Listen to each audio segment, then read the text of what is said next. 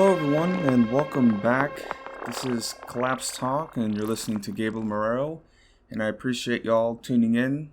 I've been taking a bit of a break with school. Things kind of just, got heavy with schoolwork and book reports and essays, but I'm just really just trying to finish everything. So I didn't want to stretch myself thin, so I just decided I'm going to focus on work and school and do some content when we get into our winter break, which is nice. It's just nice to not have to think about writing and exams and whatever.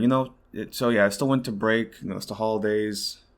I've been talking about all these car issues that I've been having, so won't be able to travel. So it's just whatever. Just enjoying myself and my cat. So making the best of everything. But yeah. At the very least, I can release some content and other stuff and just catch up on different world events. And there is a lot to talk about. So it's kind of a good thing that I kind of waited and let things pile up. But this might be a very long episode. I'm going to see about how long I can talk. But yeah, it's a lot to catch up on. And a lot of, I guess, positive developments, you can call it. But also, just regular doomer stuff that's been happening, but that's just where we're at. And before I continue, I just want to very least want to pitch my Patreon, to those who are listening publicly. Y'all are listening a couple of days after my Patreon release, so that's just something I'll add in there. But yeah, we'll just continue on. I have the 3 segments: the domestic, the international, and then natural events, say disasters. So that's how I divide this show up. And I'm trying to make sure my cat doesn't mess up my computer because she's been angsty today. Okay. Hold on, let me move her. Okay.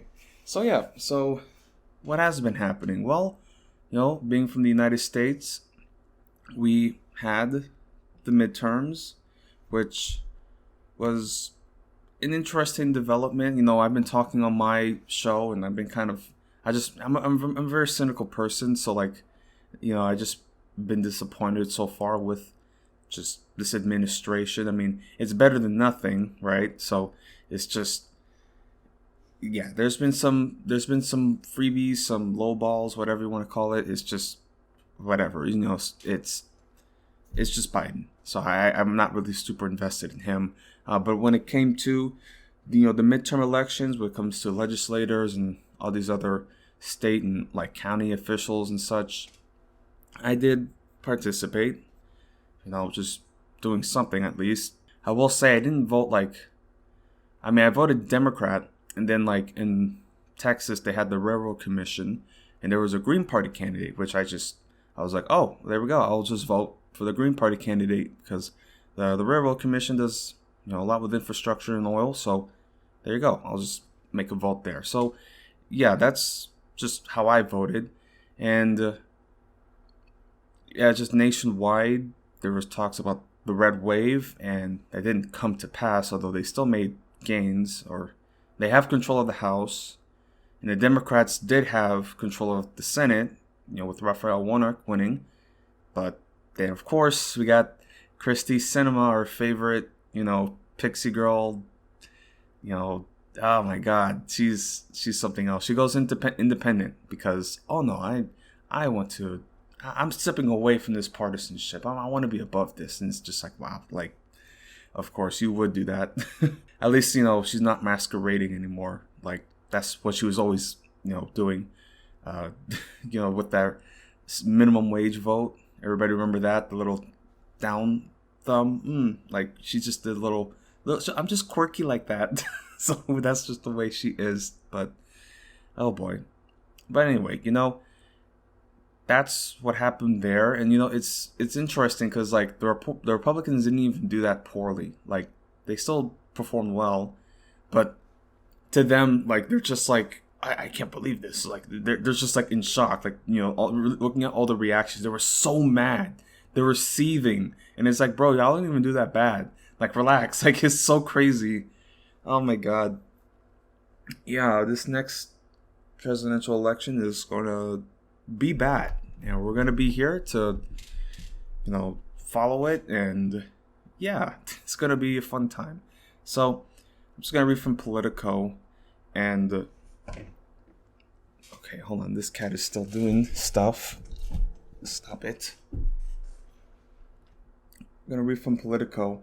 And there's just some takeaways that they have concerning, say, the GOP and this new kind of rift that's occurring, because Florida performed very well for the Republicans, especially for Ron DeSantis, and he's kind of setting himself to be the next front runner for the GOP. So for 2024, there's going to be a divide, to say the least, between the GOP, between DeSantis and also Donald Trump, who announced his candidacy for the 2024 campaign season. So, yeah, that's just what we got set up.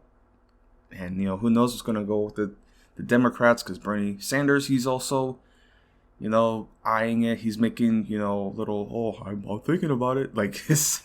And oh my God, it's just like we have dinosaurs in power right now. It's just like they're so old. I'm like, if Bernie goes in the primaries, I'll vote for him. Even though lately I've been kind of disappointed with him. I'll vote for him because I don't know what else to do. But it's just like this whole political process is just terrible. Like, yeah, it's just so bad. And I don't even like the idea of the presidency to begin with. I think they have too much power. It's just like, so it's just like, yeah, like I didn't vote for Joe Biden because I just didn't want to, because I was just like, I hate that the Democrats forced me into this position. So I voted for senators and other legislators, but I just couldn't do it for the presidency because, like, fuck you. So I don't know, like, I just don't know how I feel about this. It's just, like, there was a time where I was very politically active and very, like, gung-ho about politics and, like, oh, well, voting is your civil duty. And now I'm just, like, everything is meaningless. Like, they don't have any real power anyway. The corporations run everything. It's just whatever. But I'm gonna read from Politico and just some takeaways that they've been noting, and and also talk about this divide between the GOP about DeSantis and Donald Trump. So, quote, there was no red wave. Republicans, though still poised to take the House, underperformed, while Democrats breathed a huge sigh of relief. And this was written before Sinema did the switch, so who knows what they'll say here.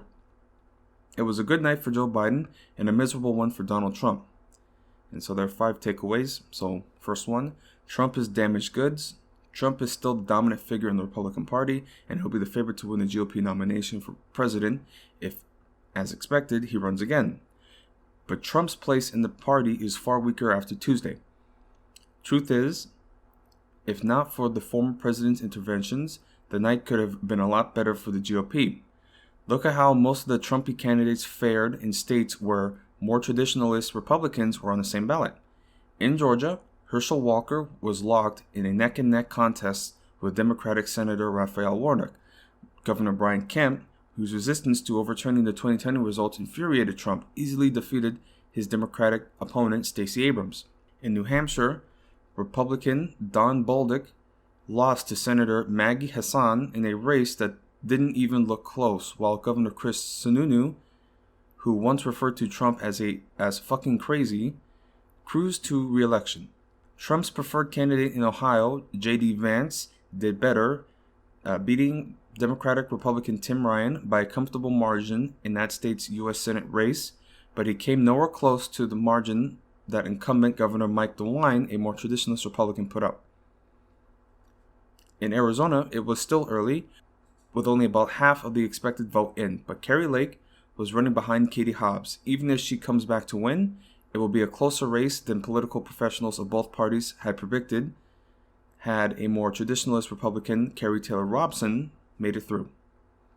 So yeah, and let's read a little further. So they talk about DeSantis, and they see that Ron DeSantis won re-election in a 20-point landslide. Like, it was a pretty big margin. I mean, it's Florida, so, let's be charitable here. And they have, like, all those, like, Cuban exiles, and so it's, it's whatever. My theory also is that he got a pretty big boost also because of Hurricane Ian. So that might have been it also, because that's usually like, based on like, the people think, oh, well, he helped me out in a natural disaster, so I'll vote for him, even though he's like wanting to genocide queer youth. But whatever. That's just the thought process some people have. Here's another thing. Here's the second point that they're talking about. So Biden has a calendar problem. With Tuesday looking a lot better for Democrats than expected, it's possible we'll see more rallying behind Biden. Presidents who suffered much more punishing midterms went on to win second terms. So, give Biden his due, but it's hard to argue that Democrats overperformed on Tuesday because of Biden rather than in spite of him. His approval rating, hovering around 41%, is dismal and has been all year. He'll turn 80 this month. Earlier this year, a majority of Democrats polled said they preferred someone else to be the party's nominee. But one thing Biden did have going for him was the calendar and the reluctance of Democrats to do anything that might hurt him, and by extension the party, ahead of the midterms. The imperative is gone now, and though no prominent Democrat is likely to run a serious campaign against Biden, there will be increasing pressure on him, especially from the left, to step aside. So, they're just pushing for that. And of course they're going to blame the left, but that's just what he has to do. And this is also another thing. So like, that's the thing, he's been making these, concessions or just like these little treats to us, but it's not like a full meal. So it's just like, it's not enough. And then also you have to consider, we still have this Ukraine war. So we're just been giving billions and billions and billions of dollars away. And when it comes to all these like stuff like infrastructure, healthcare, like it's just lagging. But again, military aid through the roof. Okay, even with the defense budget, they increased it again. So they're like, oh yeah, we'll just do that. So it's just, again, this is the thought process. And again, like this is they believe it to be extremism when these leftist proposals are made. They believe that. Like, let's, this third point that they're pointing out is about extremism and how voters are worried about extremism. Okay. So, So third issue, extremism is a Democratic issue. All year, and especially in the closing days of the campaign, Democrats cast themselves as a mainstream alternative to the excesses of the GOP. But despite the overturning of Roe v. Wade and the hundreds of election deniers Republicans put on the ballot, voters on Tuesdays did not appear to see it that way. In preliminary exit polls, about equal proportions of voters said Democrats and Republicans were too extreme. The exits mirrored a poll released just before the election by a center-left group, Third Wave Voters, viewed Republicans and Democrats are similarly far from the center. It hurt Republicans that abortion ranked high on voters' lists of concerns, just behind inflation, and some of the most prominent Republican election deniers went down, including Doug Mastriano, the Republican gubernatorial nominee in Pennsylvania, Lake Matt lose in Arizona, which few political observers expected. But it's not as though Democrats were viewed by voters as the reasonable party. Part of that had to do with crime.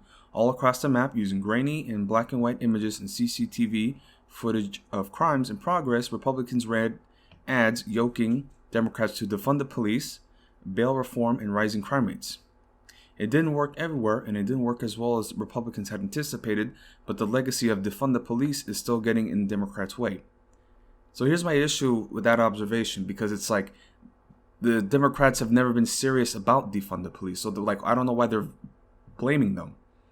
It's like, oh no, the Democrats are too extreme. It's like, bro, they're like, they're fucking milquetoast. Like, they're so like, they're like, what? They're so safe and so like not like radical in any sense. And yet people are like, well, they're extreme. And of course they point to crime because they're fear mongering right now. Everybody's concerned about crime. And it's just, it's just, that's just where we're at. It's like, places that have huge democratic control, major urban cities have been consistently funding the police, like like, so that's not even true. Like, the defunding the police narrative that Democrats are like seriously like entertaining that is not true. But of course, that's just the narrative that's been formed, and that's what people are stuck with because nobody thinks critically. Yeah, man.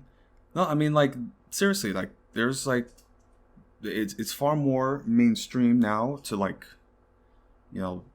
not talk about the police, or like, if you start talking about the police, oh no, please don't do that. You can't say those things. Like, that's the way things are now. Like, yeah, I'm kind of glad that I'm not like, I'm really trying to stay away from like, I know it sounds antisocial, but it's just like my political opinions, like, I just don't hide them. So it's just better for me not to be like in like certain environments and social settings, because like I'm not going to hold back, and of course it's going to create problems. So it's just like, whatever. Okay, and so here's another point that they're talking about. So the Democratic map fails to grow. So in a reasonably good night for Democrats overall, the party's biggest loss may not have been a candidate at all, but geography. Yes, Democrats defended significant parts of their 2020 battleground map, but it was a different story in two big states that Democrats have reached for years to compete in. Republicans wiped Democrats off the map in Florida, a one-time swing state where DeSantis clobbered his Democratic opponent, former Governor Charlie Crist, and Senator Marco Rubio did the same to Representative Val Demings in his re-election bid. It was the same thing in Texas, where Governor Greg Abbott blew out Beto O'Rourke in his closer than expected U.S. Senate race in Texas 4 years ago. O'Rourke had embodied Democrats' expectations that someday soon, demographic shifts in Texas would turn that state blue. He was running more than 10 percentage points behind Abbott by the time the race was called, while Democrats were verging on being swept in statewide contests in the state. Given those results, it's going to be hard for Democrats in Texas and Florida in 2024 to argue that their states will be in play anytime soon. One Democratic strategist who advises major party donors described the two states late Tuesday as, quote, giant money sucks. Given Republican advantages there, he said, quote, there's nothing we can do about those places. So, yeah, when it came to the vote for Beto, I mean, I wasn't like super enthusiastic. I mean, he's a dork, but like in the worst kind of way. I don't know how to describe it. And it's just so interesting because like he's the only option we got in terms of like progressive liberal, like serious like candidates. Like, although he's like he was like, I guess, a city councilman in El Paso, so he never really like held office in like a Senate or, of course, here in the governor. I mean, he could try to go for the presidency, like, so it's just like, it's just, yeah, it's not there, Not that I don't think that, okay, well, here, my one issue with him is that he's like big on banning AR-15s, which, me being a pro-gun Second Amendment guy, like, I'm not going to be for that, Like, I'm sorry, man, like, this is Texas, bro, like, I'm not gonna be lacking. I'm sorry. Okay, it's just like, I just, when it comes to that issue, it's really hard to like talk to liberals and progressives because it's just like they're so hung up on the school shootings, which of course, like, yeah, it's terrible. And like, if you've listened to me talk, I make proposals and ways to, extend background checks and red flags for domestic and animal abusers. So I have proposals for that, but I also recognize that a blanket ban isn't going to work, but they don't want to hear that. And it's just like this, like, that's sort of like me owning a gun has caused like a lot of issues. And I don't even own it now. Like, I had it, like, I just bought it, and then like I was homeless for a bit, so I had to sell it. But like, it's just, yeah, like that sort of issue. And that's, one thing that I just didn't really like about him, because he was all like, yeah, we're going to take your guns. And I'm like, bro, you're in Texas, man. Like, even like really liberal people out here, they got some stuff. So it's just like, yeah, I wasn't super enthusiastic in voting him, but I didn't really feel like a choice. And Greg Abbott is so worse, but I knew he wasn't going to win, but it's just something that I did. And so this last bit, they are talking about Republicans, particularly in the House, and they're going to talk about McCarthy. Kevin McCarthy, and just the difficulties they're going to have for this next 2-year term. So, right, Republicans and McCarthy are in for a tough 2 years. The math is still on the side of Republicans taking the House, and political problems confronting a party at any time it gains powers is that it will be expected to govern.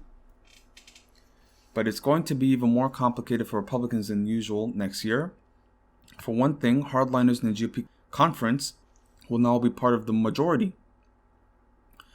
No longer will Marjorie Taylor Greene's or Matt Gaetz's of the GOP be tweeting in the wind. For Kevin McCarthy, the likely future speaker, that will make governing difficult. So will his party's underwhelming performance on Tuesday. He set expectations much higher. House Republicans are preparing to unload next year with a raft of investigations, including into the business dealings of Biden's son, Hunter Biden, the coronavirus response, and the U.S. withdrawal from Afghanistan. McCarthy will have to contend with calls from within the party for impeachment proceedings against Biden. Quote, "Let the investigations begin," said one Republican strategist who works on House campaigns. Quote, "It's going to be brutal. It may backfire on Republicans too, which is what Democrats are backing on." Quote, "Once they're in charge of something, they own it, and these Republicans are the most extreme political party in the history of the country, and they will do things like national abortion bans," said Peter John Greco, a longtime Democrat consultant. Quote, "These folks, they're running every red light." So, they're just like, the GOP is just like a dumpster fire, but for whatever reason, like, they keep winning, or in the sense that, like, they have, like, real, because in the GOP, there's that old dignified, I'm a more dignified, like, they're more quiet about their just psychotic, like, worldviews and, like, their misogyny and homophobia. But then you also have, like, the MAGA and, like, Tea Party, like, radicals that are just, like, just bold-faced, like, no, like, we're in it, like, this is what I am, this is what we're about. Yeah. And, this is especially interesting since recent developments with Donald Trump and also Kanye West. And it's just so funny how, like, Kanye West, he just started hanging out with Candace Owens, and, like, not even, like, a couple months later, like, he's just a Nazi. Like, he's just a straight up Nazi. Like, I love Hitler. Like, hanging out with Nick Fuentes. Like, and this is too close to the GOP. Now, of course, now they have to say, oh, well, we don't abide by this. This is not our values. But, when he wasn't saying I love Hitler, oh, he's a good Christian man, and we have the best respect for Kanye. Like, it's just like, wow, man. And that's what they are. This is what they're about. This is what they are. And, like, Marjorie Taylor Greene, she was at some, like, a couple nights ago, some gala event, some ball event, and she was speaking, and she was saying, oh, well, if me and Steve Bannon, if we were in charge of January 6th, we would have won. We would have come armed. And so I'm just like, and people still get weird about me, like, being, like, wanting to be armed and wanting to have training and equipment, because this is what they're about. Like, they're not even hiding it. So I don't know, man. I keep talking about wanting to leave this country, but then it's like, I got my family here, I got my mom here, so I'm just like, I'm in that rock and a hard place, and I don't know what to do. It's just like, I don't know what to do.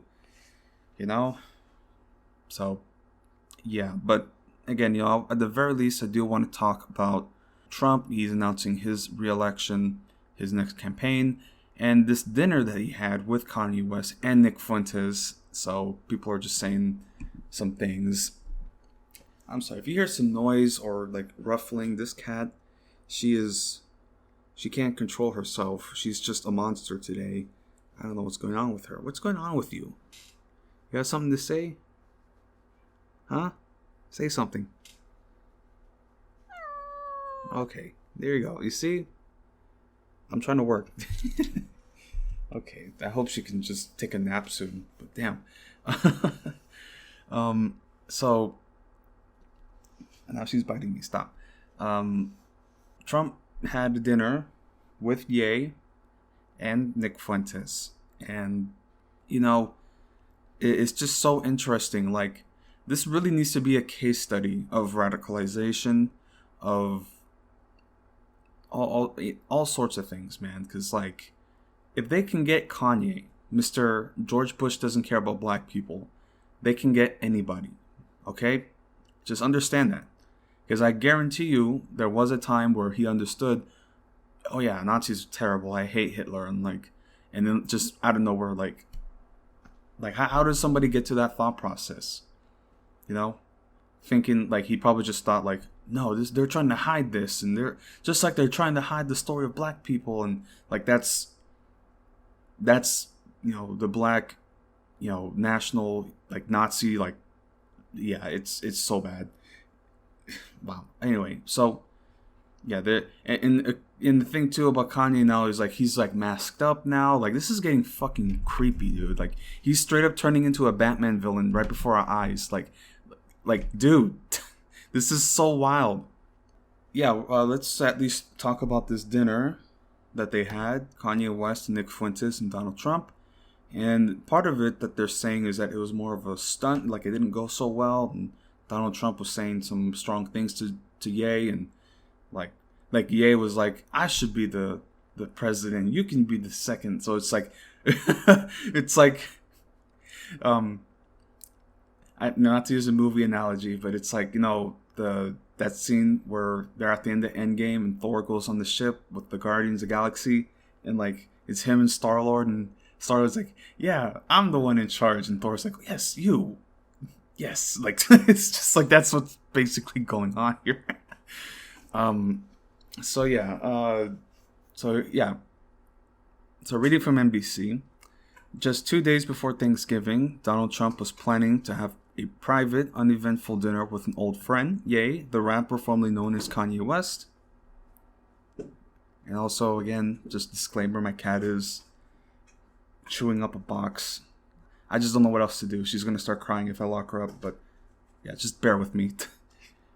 So the two had arranged to break bread Tuesday night at Trump's Mar-a-Lago club in Florida after weeks of private phone conversation, as Ye lost lucrative partnerships and became a mainstream cultural pariah for his anti-Semitic remarks, according to those familiar with the talks between the two men.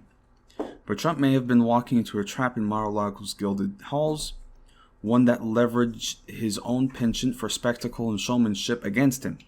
Ye arrived with three guests, including white nationalist and anti-Semite Nick Fuentes. Trump had since said he didn't know Fuentes or his background when they dined together, a claim Fuentes confirmed in an interview, but others at the crowded members-only club figured out his identity. News of the meeting prompted an avalanche of criticism from some Republican rivals and allies of Trump and his then week-old presidential campaign.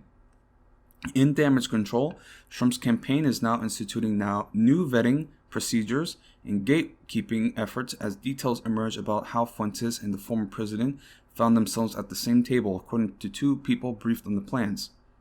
The uproar underscores long-lasting issues with Trump as Republicans consider whether they want him back as president again in 2024. Both his campaigns and his administration were often characterized by chaos and buffeted by the consequences of his impulse as they stumbled from crisis to crisis, and Trump has repeatedly put himself in the center of controversies over racism, from falsely accusing the first black president of not being a natural-born citizen to announcing his 2016 presidential bid by portraying most Mexican migrants as rapists and drug runners. The headline grabbing attention on his guests and therefore the subsequent fallout were all but ensured by Trump before the dinner when he made a grand entrance at 8 p.m. on November 22nd to meet his guests. Quote, we saw everybody in the dining room get up and start applauding, and then the president entered, Nick Fuentes told NBC. Quote, he greeted us and he invited Ye into dinner, and Ye said that he wanted to bring us with him to the table. So we walked in and Ye took some pictures with some of the guests in the dining room, and then we sat down at the table. Trump made sure they sat at his specially reserved table on the patio for all to see, according to Fuentes, but the dinner wasn't the happy photo op the president had planned. Ye criticized Trump for not doing enough to help pay the legal bills of those arrested in January 6th Capitol riots. And he also told Trump he might run for president against him and said Trump should instead be his running mate. It's so funny. It's just, this is a cartoon that we're living in. This is straight up like GTA, like Saint Rose. Like, this is so funny. All of which angered the former president, who attacked Ye's ex-wife, Kim Kardashian, according to 2 dinner participants, and Ye, who blasted out a, quote, Mar-a-Lago debrief video to his 32.2 million Twitter followers the next day. Quote, Trump is really impressed with Nick Fuentes, said in the video.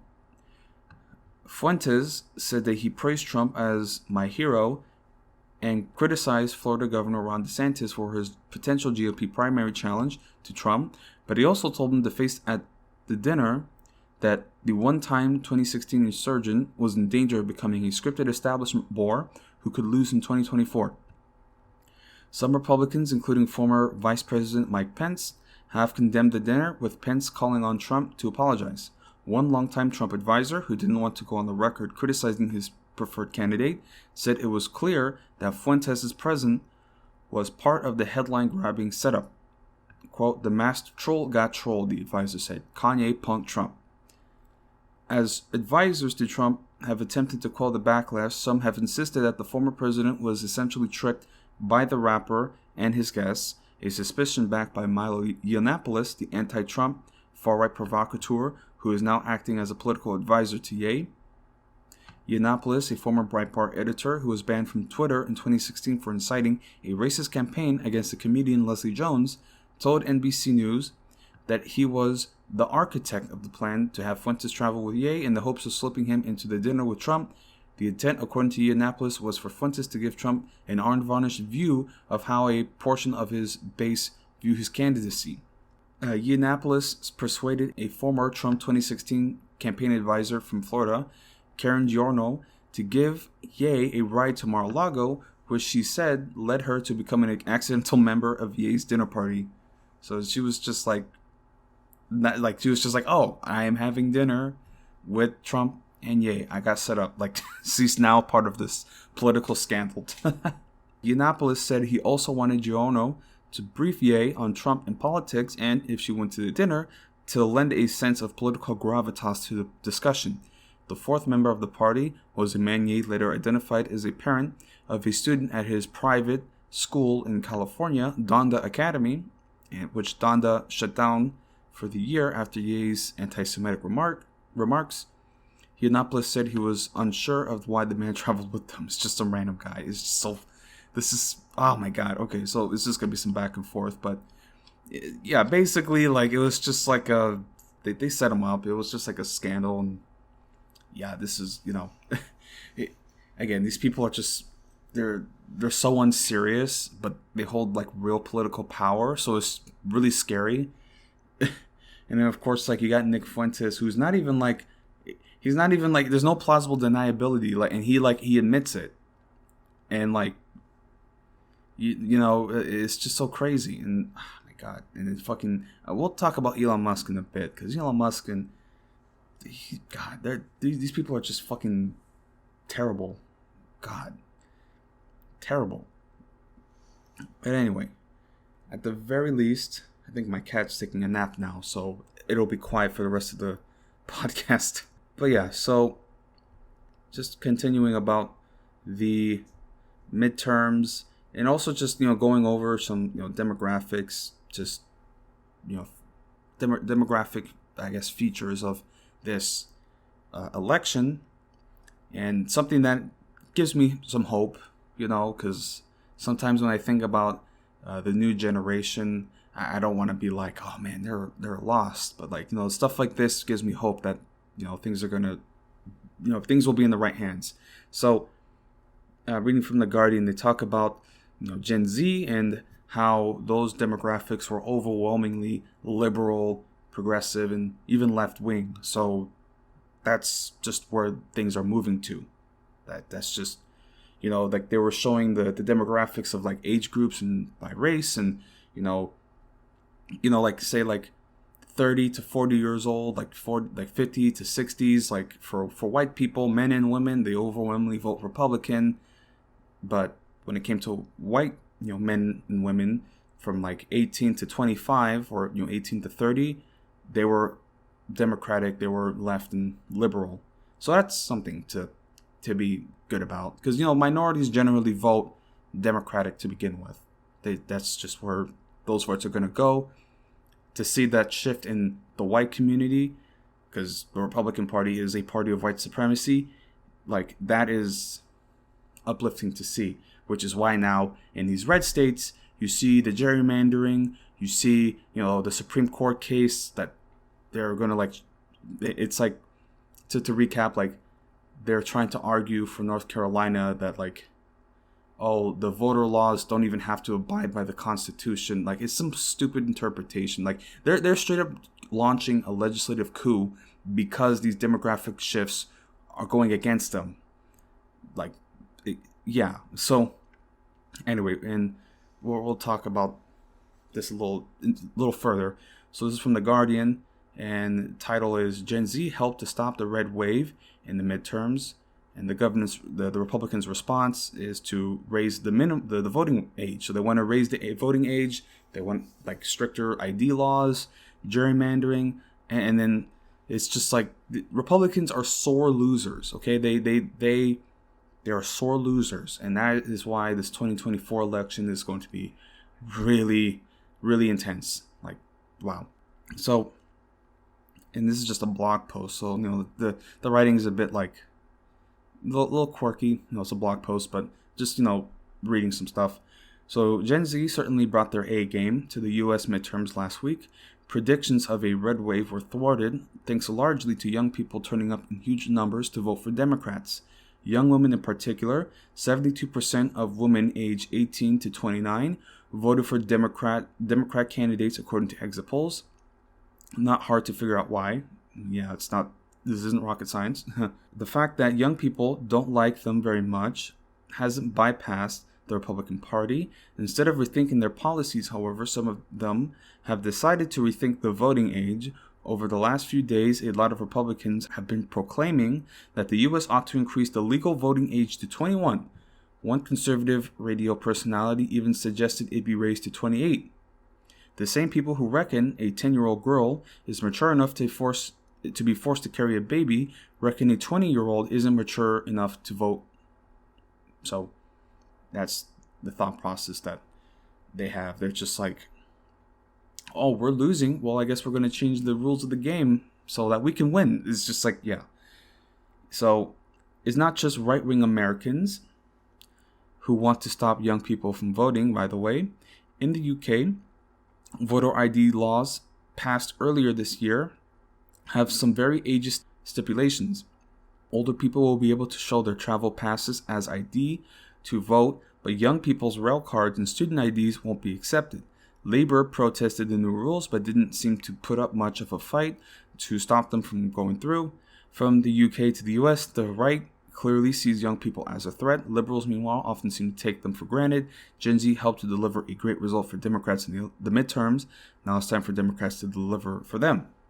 So, yeah, it's very much because we very much repeat this pattern as Democratic voters of voting for the liberals, and then they don't take things seriously, or they just oh no, this isn't the time. It's a timing issue. It's just no. That's why I get so frustrated and so pessimistic, because it's I'm gonna vote for you, but I know you're not gonna do anything. So it's just I'm that's what that's the mindset that I have now. It's I'm just buying time for the SHTF. That's just really what it is, because they don't fix anything. They don't do anything. And then the Republicans keep getting stronger. They just they're building up this strength. This is how the fascism goes. Eventually, anyway, I don't want to get too hung up on this, but we're entering a very, very scary time now in terms of political violence.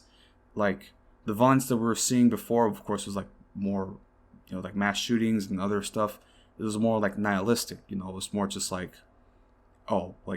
is meaningless, and just kill and dehumanizing. But now we're seeing a string of violence, mass shootings, especially, I'm going to talk about the Colorado Springs shooting. There, it's it's being agitated. There's radicalization, serious radicalization. This is terrorism. It's what it is. This is what it is. Like we have been in a civil war. This is what it is. Of course, now the civil wars of this period are more decentralized. They're more, how to say this, the stochastic terrorism, especially as we see with stuff like libs of TikTok and, just all these other groups that are just agitating against it. Like we're entering a very scary period. Anybody can get targeted. So, yeah, this is, me touching up on the Colorado Springs shooting and just some details about the shooter, his motivations, like, certain affiliations that he had, also his past, his background. I don't want to give like a full, piece on him because this guy's obviously a loser, but, there's certain specific things about him that highlight a larger trend that's going to become, again, like you think this is bad now, and then, when we're in 2024, it's going to be like, holy shit, like how do we get here? Like that's this is just the normalization that we have now because, nobody could fathom this type of things, right? It's just crazy. Just reading from CNN, and they're talking about the suspect, the shooter, and just this guy is just a walking red flag. I mean, these shooters, they're the most obvious serial killer psychos. So this is the thing, because people like to think that, oh, these mass shooters can be anybody, but it's it's the most obvious person. It's not even like, oh, he's a little shy and antisocial and just stays in his room. No, this guy this guy straight up was building bombs and was holding his mother hostage, and the Uvalde shooter, he was posting cryptic stuff on social media, and he had pictures of killing cats. This guy, it's so obvious, and yet somehow this shit keeps happening. So, right. So this is from CNN. So the suspect, what they're saying, the suspect in a shooting at a Colorado LGBTQ nightclub this weekend has been identified as Anderson Lee Aldrich, who police say walked into Club Q in Colorado Springs and opened fire, killing 5 people and injuring at least 19 others. Aldrich, 22, faces 5 counts of first-degree murder and 5 counts of bias-motivated crime, causing bodily injury in connection to the shooting, according to an online docket in the El Paso County Courts. The suspect was taken into police custody and has been treated at a hospital, police said. Adding officers did not shoot at him, Aldrich remained hospitalized as of late Monday morning when Colorado Springs Police Chief Adrian Vasquez said the suspect had not made any statements to police despite their attempts to interview him for the investigation. Quote, I haven't heard that he has not been cooperative, just simply that he was determined to not speak to investigators, Vasquez said, adding that he expected charges would be formally filed relatively soon after Aldrich is released from the hospital. Here's what we know about the suspected gunman. And so they said also, supposedly, the lawyer, he said that, he identifies as non-binary. So it's just this fucking troll. These people, these so-called, but pronouns. Oh, you're forcing my pronouns. You fucking piece of shit. Like Elon Musk. He did that tweet. My pronouns are prosecute Fauci. I'm shut the fuck up. You fucking loser. You're a fucking loser, man. Holy shit. And it's so funny now. I just woke up today and I saw pictures of him and Dave Chappelle getting booed. It's hilarious. Awesome. He's a fucking loser, okay? Holy shit. Anyway, but yeah, they were, but it's, again, these fucking assholes, they only have one joke. And it's not funny at all. Because it's how do you, some people say things and they think they're being smart, but it just proves how ignorant they are. But it's that, hold on, let me not show myself, right? It's the Dunning-Kruger effect, right? Let me see here. I should know this. Yeah, that's the Dunning-Kruger effect. It's just some people say things and they don't. It's but they don't have the comprehension. They don't have so right. Getting off track, but the gunman entered with tremendous firepower, owner says. Police received several 911 calls about the shooting beginning at 11:56 p.m. local time, according to police. Officers were dispatched at 11:57 p.m. and an officer arrived at Club Q at midnight. The suspect was detained at 12:02, police said. Police said 2 firearms were recovered at the scene, including a long rifle. Vasquez described in an interview with CNN as an AR-style weapon. The suspect also possessed a handgun. He told CNN on Monday, though the long rifle was the main weapon used in the shooting. 2 law enforcement sources told CNN records indicated the suspect purchased both weapons, an AR-style rifle and a handgun. CNN had not confirmed when those purchases were made. The gunman appeared heavily armed and wearing a military-style flak jacket as he arrived in the club. The club owners told the New York Times, citing their review of surveillance footage. Matthew Haynes, one of the club owners, said the gunman entered with, quote, tremendous firepower, the Times reported. While the suspect is already facing state charges, numerous federal agencies and offices, including the Department of Justice's Civil Rights Division, are aware of the shooting. The U.S. Attorney's Office for the District of Columbia said in a statement Monday. The office said it would, quote, review all available facts of the incident to determine what federal response is warranted. Online court records showed Aldrich has no bond. The docket did not reflect whether he has retained an attorney. And then also they talk about the people who stopped him. It was the man who grabbed his rifle was an army vet, and then he tackled him and wrestled him on the ground. And then there was also a drag queen who she was stomping her heels on his face. Like, his mugshot is messed up. Dude, they messed him up. And good on them, because yeah, he had it coming. And from what I read also is that he was the first person who apprehended the shooter. He was an army vet, and he was just saying something along the lines of I was in Iraq and I was in all this fighting, and I thought I could come home and live in peace, but of course that's not what the times that we're living in, so yeah. So yes, the club patrons who stopped the rampage. The shooting lasted only minutes because people inside the club were able to subdue the suspect, police said. Quote, at least 2 heroic people inside the club confronted and fought with the suspect and were able to stop the suspect. Vasquez said, we owe them a great debt of thanks. One customer took the gunman and was assisted by another, Haynes told the Times. Quote, he saved dozens and dozens of lives, Haynes said to the first patron. Stopped the man cold, everyone else was running away, and he ran forward. Among those injured was one of the people who stopped the gunman, Vasquez told CNN on Monday, adding the injuries was non-life-threatening. The second person was not injured, Vasquez said.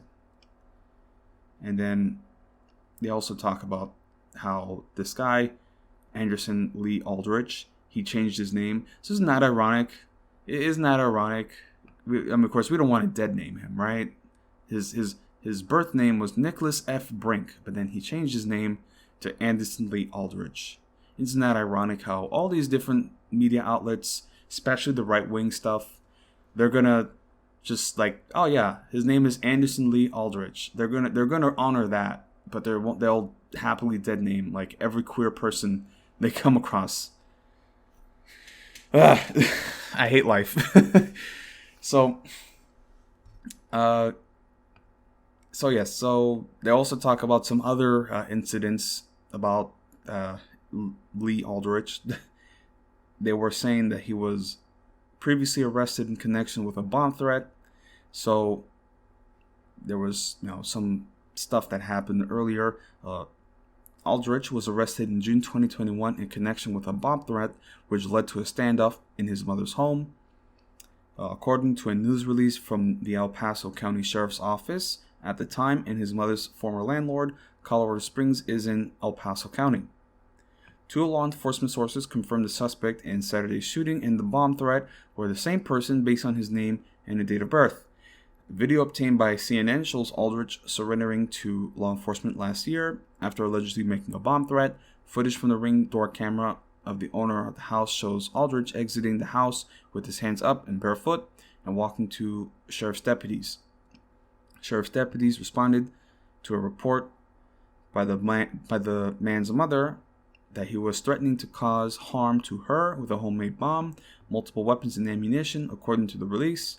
Deputies called the suspect and he, quote, refused to comply with orders to surrender, the release said, leading them to evacuate nearby homes. In new video obtained by CNN, Aldrich appears to rant about the police and challenging them to breach the house where he was holed up.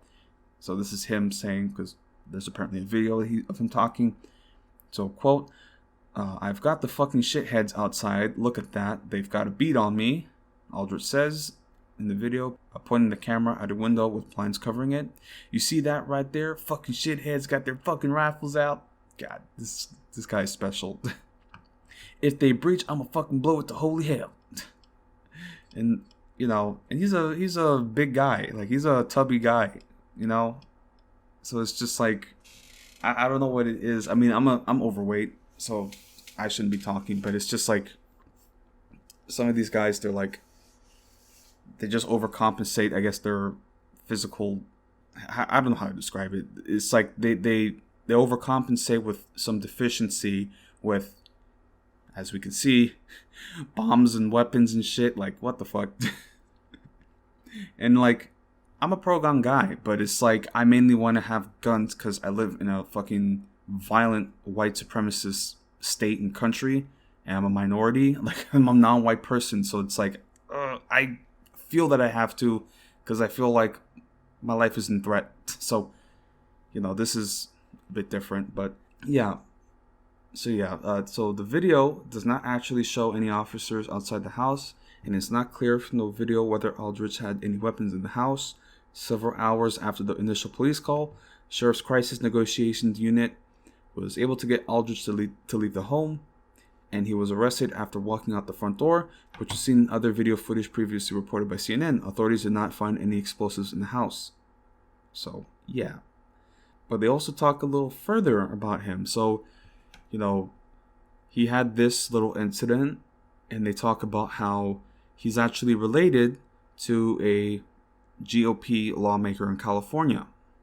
And, you know, this might have played a role in him not getting, you know, prosecuted. Because, you know, again, somebody making bomb threats and, like, getting arrested in the hostage standoff, basically, like, that's going to be on your record. Like, that's, you know, so, like, there had to have been somebody looking out for him, which may have been his grandfather. So he is, they say Aldrich is the grandson of outgoing California Assemblyman Randy Vopel, according to social media reports and CNN interviews. Vopel, who has served as a state lawmaker since 2016, lost his re-election bid earlier this month. He could not be reached for comment. It's unclear how much Vopel, the father of Aldrich's mother, interacted with his grandson. As a lawmaker, Vopel attracted attention when he compared the January 6th attack on the U.S. Capitol to the Revolutionary War. Quote, "This is Lexington and Concord, first shots fired against tyranny," he said, according to the San Diego Union Tribune. Quote, "Tyranny will follow in the aftermath of the Biden swear-in on January 20th. Vopel later tried to walk back his comments by tweeting a statement which read in part, quote, "I do not condone or support the violence and lawlessness that took place on Wednesday, January 6th at our nation's capital. The loss of life, theft, or government property and blatant disregard for law and order is reprehensible and unnecessary." So it's just like, oh no, I was joking. Like, that was a prank. Like, and so that's, you know, his grandfather, who's a lawmaker. So I wouldn't doubt that he could make some calls and, you know, let that incident slide. But they also showed another video of his father, Aldrich's father. And this guy is like, I just heard some details, like he's like a meth porn addict, or he's a meth addict. He does porn, like he like he was on that show Intervention. So it's just like, oh my God, like this is such a interesting family. And like they were interviewing the father, and like they were like, "Hey, your son, he was in a gay club and he shot people." I was like, "My son is gay?" It's just like, it's like, no. He went to a gay club and he shot gay people. Oh, okay, I thought, well, you see, I'm a conservative Republican, so it's just like, oh my God. But this is what they're about. This is what the GOP and Republicans are about. It's just like, yeah, it's just, there you go. So that is, that was what was happening Colorado. And of course, there's, again, we're living in this time of like agitation of, anti-queer rhetoric, calling them groomers, and again, this isn't like new in the sense of like, they were saying this stuff for a long time. Like they were saying this stuff in like the 70s and 80s, like, oh, they're grooming children into this. But now it's like resurging back and it's getting so bad. Like this is very violent. And of course, people are dying because of this rhetoric and because of this radicalization. And I just want to say another thing, because I don't want to call out people too many times, but, this wave of anti-LGBTQ, grooming accusations of, just really violent rhetoric. A lot of it started because of Shoe on Head. I mean, it was already there, but like Shoe on Head, like she made that tweet of like this club. They have like so the whole thing was like they're at an ice cream parlor, and of course they had like a family-friendly drag event. It's whatever, like I've never been to a drag event, so it's just like I don't know what they do. But again, it's just like she basically did that. It started this wave of violent, like LGBT, like queer hatred, hate talk, hate speech, and it's like leading into this. And she's just like, because I followed her for a bit. I didn't like know about her like anti-SJW like phase, so like I was following her, watching Hell World, and I was enjoying it.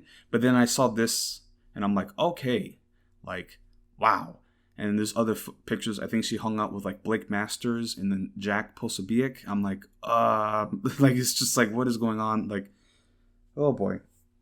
But we're really entering a new phase of this homophobia, like queerphobia, and it's really like, yeah, becoming a national issue. Like there's, of course, mass shootings. But now we're also hearing about these substation attacks. In the North Carolina, Moore County, there was this substation attack where it got shot up. The county lost power. And part of it is what they're saying is that there was a drag event, and that the possibility was that the substation was shot to stop the drag event. And I mean, this is speculation, because who knows what they could do. But this is what is happening. And of course, there's other queer events that have been happening where these people, these right-wing people, have showed up with guns. Like, why are you showing up with guns? Like, holy shit. Like, this is crazy. It's like, and then you think you're the good guy. Like, I saw a video of somebody, like, they were saying, oh, there's a queer event and there's a queer drag queen book reading, and like it was so weird, because like it was literally like the person was like filming through the window, and like if they didn't say, oh, this is a drag queen, it would have just been like a clown. Like, and like it probably was a clown. Like, this is like, because these people are fucking demented. It's just like, holy shit. This is your response to show up in fucking camo and fatigues and an AR-15 because, oh no, because they're pedophiles and they're grooming kids, so we're the good guys, we gotta show up with guns and scare kids, and holy shit, yeah, there was a queer event at a church in Katy, Texas, and like that's my hometown, or where I went to school when I came to Texas. And it was not surprising to me at all to see like right-wing people, like literally, I'm not even joking, Nazis showed up with swastikas, like straight up. And they were on the same side as the so-called family values evangelicals, and they didn't have a problem. They did not have an issue. And those two groups, the Nazis and the evangelicals, the fucking cops, all of them were facing in the direction of the Antifa security that had to like show up. Like this is what we're at. This is what we're at. And then again, like, you know, this idea of me, like, you know, I try to explain things to people like this is why I have a gun. This is why I want to be armed, because this is what I'm looking at. And it's just, no, you see, because both sides are bad. You see, we have to be more to the center. It's like, bro, oh my God, like, genocide or no? No, we have to find middle ground with Nazis. That's what we have to do. We need to learn to coexist. And their whole worldview is literally like ethnic cleansing. So, yeah, man. So, anyway, so we're talking about Moore County power station attack. You know, people losing power. They're saying about 40,000 customers, you know. And again, like, we're so reliant on the electric grid. Like, an area like this, the power just going out for like a week. Like, I actually had a call, you know, because I work at like customer service, like with insurance. So I actually had a call, somebody calling in about their homeowners, because they were calling in saying, my food's going to go bad. So like, am I going to be compensated? And like, I was like, let me forward you to your agent. But I'm like, holy shit, like, this is like really messed up. Like, these fucking assholes, man. Wow, man. Just make life uncomfortable until they get your way. Because it's just like, oh, well, you're going to have queer people doing drag events. We'll shut down the power until we get our way. Like, that's the idea. That's what their plan is. They just want to it's terrorism. This is what it is. So, reading from CNN about this, power station attack. So, with no suspects or motive announced, the FBI is joining the investigation into power outages in a North Carolina county believed to have been caused by intentional and targeted attacks on substations that left around 40,000 customers in the dark Saturday night, prompting a curfew and emergency declaration. The mass outage in Moore County turned into a criminal investigation when responding utility crews found signs of potential vandalism of equipment at different sites, including 2 substations that had been damaged by gunfire, according to the Moore County Sheriff's Office. Quote, the person or persons who did this knew exactly what they were doing, Moore County Sheriff Ronnie Fields said during a Sunday news conference. Quote, we don't have a clue why Moore County. Fields said bullets were fired at 2 substations. It was targeted. It wasn't random, he said. The sheriff would not say whether the criminal activity was domestic terrorism, but noted no group has stepped up to acknowledge or accept they're the ones who did it. North Carolina Governor Roy Cooper called the incidents a criminal attack. The Democrat said the state will make sure critical services have support. Cooper told CNN's The Situation Room with Wolf Blitzer, it is important to find the perpetrators, but also to think about preventative measures.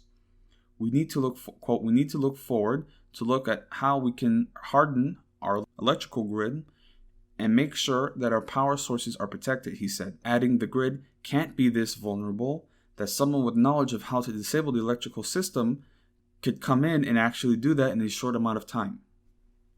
As of Monday afternoon, about 38,000 homes and businesses remain without power, according to Duke Energy spokesman Jeff Brooks, who said it could take until Thursday to restore power to everyone affected.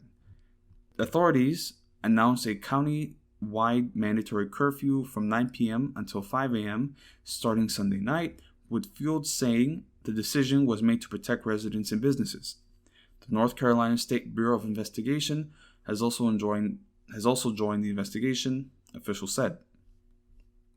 And yeah, this is just a crazy situation. You know, like this is one of those things that people don't think about. Like our stations are, you know, electrical stations are very susceptible to sabotage. And you know, now this sort of thing makes me worried that some idiot is going to do it out here. So now I have, like, it's just like, this is the times that we're living in. Like some guy can just shoot up an electrical station that knock out the grid for like thousands of people. And especially now that we're getting into wintertime. You know, I mean, only so many people have gas, okay? Like, you know, it's just, yeah, that's what we're dealing with. You know, it's yeah, and I'll talk about weather preparations and, just winter preparations that I'm keeping in mind, because we're actually just about to have some blizzards and winter storms pass through the country. So it's got me it's just I have to turn on this prepper mindset, because again, I use the term survive loosely for that winter storm that we had in 2021. But if I didn't have preparations in order, it would have been far more uncomfortable, yeah.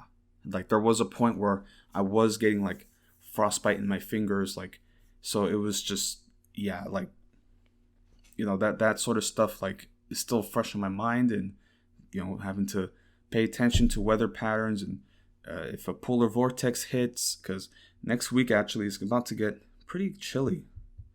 Let me see, actually, because I saw some 30s. The thing about here is the mornings are very cold, very, very cold, and then with the sunlight it heats up. You look at the let me look at the forecast. So yeah, so starting from Thursday, it's gonna hit some pretty cold temperatures in the 30s, and then next Wednesday actually it shows 29, so it's already freezing. So yeah, man, it's getting cold. It's getting real cold, and let's hope that the grid holds up. I have some propane burners. I might need to buy a couple more. Yeah, I'm gonna have to stock up on water. Now I have to be on prepper mode, because again, I live in Texas and the grid just collapses over 2 inches of snow. So especially Huntsville, it's, yeah, if it rains hard, the lights will flicker. So I'm ugh. So that's just what I have to worry about. And again, I have to worry about natural events in terms of our power grid, and then also some jackass shooting up the power. So that's just great. So that's some highlights with the United States, what's happening here, and also just wanted to touch up on COVID, because we're still in the pandemic. I've been kind of behind on wearing my masks. I need to do that more and be a little better with that. The thing is because I live in a small town, so if you're a regular, it's just you get used to people, and then I don't want to wear a mask because I want to smile and say hello to people, but I don't go out that much to begin with, so it's just yeah. But yeah, wearing masks, I need to be more on top of that, especially getting groceries and stuff. But yeah, I mean, I took my shots, so I'm caught up on there. But at the very least, I want to talk about just trends with the United States in terms of COVID and other infectious diseases that are just a problem right now. Especially another virus that I just read up on called RSV, which is respiratory syncytial virus. So it's a virus called respiratory syncytial virus. And I'm reading from CNBC just about what the CDC is saying, and just the holiday seasons, because this is always the super spreader event. Fun times, the holidays.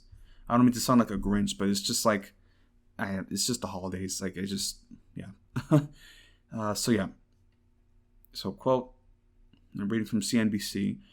The Centers for Disease Control Prevention on Monday encouraged people to wear masks to help reduce the spread of respiratory illnesses this season, as COVID, flu, and RSV circulate at the same time. CDC Director Dr. Rochelle Walensky, in a call with reporters, said wearing a mask is one of several everyday precautions that people can take to reduce their chances of catching or spreading a respiratory virus during the busy holiday season. Quote, "We also encourage you to wear a high-quality, well-fitting mask to prevent the spread of respiratory illnesses," said Walensky, adding that people living in areas with high levels of COVID transmission should especially consider masking. The CDC director said the agency is considering expanding its system of COVID community levels to take into account other respiratory viruses such as the flu. The system is the basis for when the CDC advises the public to wear masks, but Walensky encouraged people to take proactive action. Quote, "One need not wait on CDC action in order to put the mask on. Walensky said, quote, "We would encourage all of those preventative measures, hand washing, staying home when you're sick, masking, increased ventilation during respiratory virus season, but especially in areas of high COVID-19 community levels." About 5% of the U.S. population lives in counties where the CDC is officially recommending masks due to high COVID levels. The CDC continues to recommend masking for anyone traveling by plane, train, bus, or other forms of public transportation, Walensky said. People with a weak immune system, those who otherwise face heightened risk of severe disease, should also consider wearing a mask, said the CDC. Walensky strongly encouraged everyone eligible to receive their flu shot and COVID boosters. Flu vaccinations coverage is lagging for at-risk groups, children under 5, pregnant women, and at-risk seniors, compared with last year, the CDC said, and there is no vaccination for RSV. Quote, "I want to emphasize that the flu vaccine can be life-saving, and importantly, there's still time to get vaccinated and to be protected against this season and its potential serious consequences," Walensky said. The flu has arrived early and hit the U.S. hard, with hospitalizations at a decade high for this time of the year. More than 8.7 million people have fallen ill, 78,000 have been hospitalized, and 4,500 have died from the flu this season, according to the CDC. 14 children have died from the flu so far this season. More than 19,000 were hospitalized with the flu during the week ending November 26, nearly doubled the previous week, according to CDC data. People hospitalized with COVID also increased 27% during the week ending December 2nd, according to the CDC data. And respiratory syncytial virus, or RSV, has been hospitalized in children at high rate than in previous years. Walensky said RSV appears to have peaked in the southeast and may be leveling off in the mid-Atlantic, New England, and Midwest through circulation of virus, though circulation of the virus remains high in much of the nation. Quote, "We now face yet another surge of illness, another moment of overstretched capacity, and really one of tragic and often preventable sadness," Walensky said, as she thanked healthcare workers for their service during the repeated surges of illness that they have confronted since the COVID pandemic began. Yeah, that's just, I would hate to be these public health officials just trying to be please wear a mask, please wash your hands, and please don't if you can, avoid large spaces. And then people are like, no, I just don't want to. I don't want to say that we had it coming, because nobody deserves to get sick and lose a loved one, or be with long COVID, living with a debilitating chronic illness. Nobody deserves that. But it's just bro, some people just did not take this seriously. They just didn't. And people got weird with me, and they thought I was being antisocial and reclusive. But I'm bro, it's just I'm so glad. I'm so glad that I said, no, I don't want to go out, stay home, and avoid getting sick, because I just can't, I literally cannot afford to get sick. It's just it was dude, even the flu, the flu is horrible. Oh my god, people get so just a random common cold with your nose clogged and a migraine, that sucks. Ooh, seriously, people are so callous about getting sick. It's just bro. Anyway, so that's just what's happening here. And of course, in the United States, we're not going to do another lockdown. It's just not going to happen. It's just people are willing to, I want my Arby's, I want my Applebee's. That's just what people want. But then, of course, in China, they've had, they're also having a surge of COVID, and, there was fears of restrictions and lockdowns there, and they had protests. And so people were, again, anything that happens in a country that the West just doesn't like, it's oh, see, they're fighting for their freedom. And it's oh, they're going to overthrow the government. And it's no, they're just protesting some conditions, and that's really it. And, the government actually kind of acquiesced to that.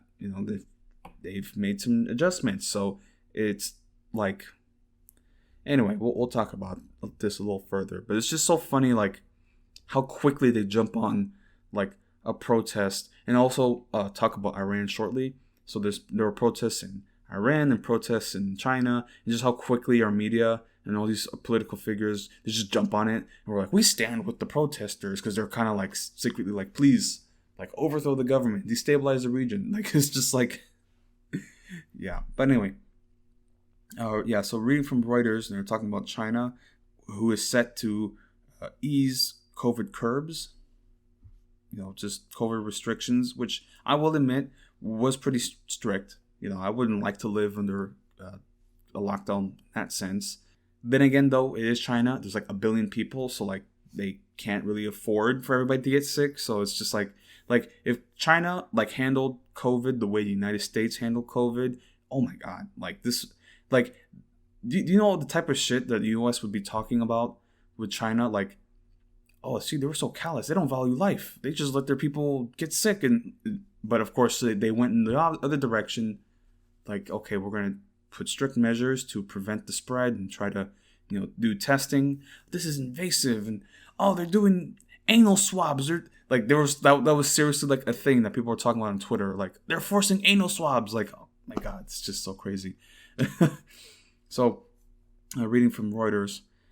So China is set to announce a further easing of some of the world's toughest COVID curbs as early as Wednesday, sources said, as investors cheered the prospect of a policy shift that follows widespread protests and mounting economic pressure.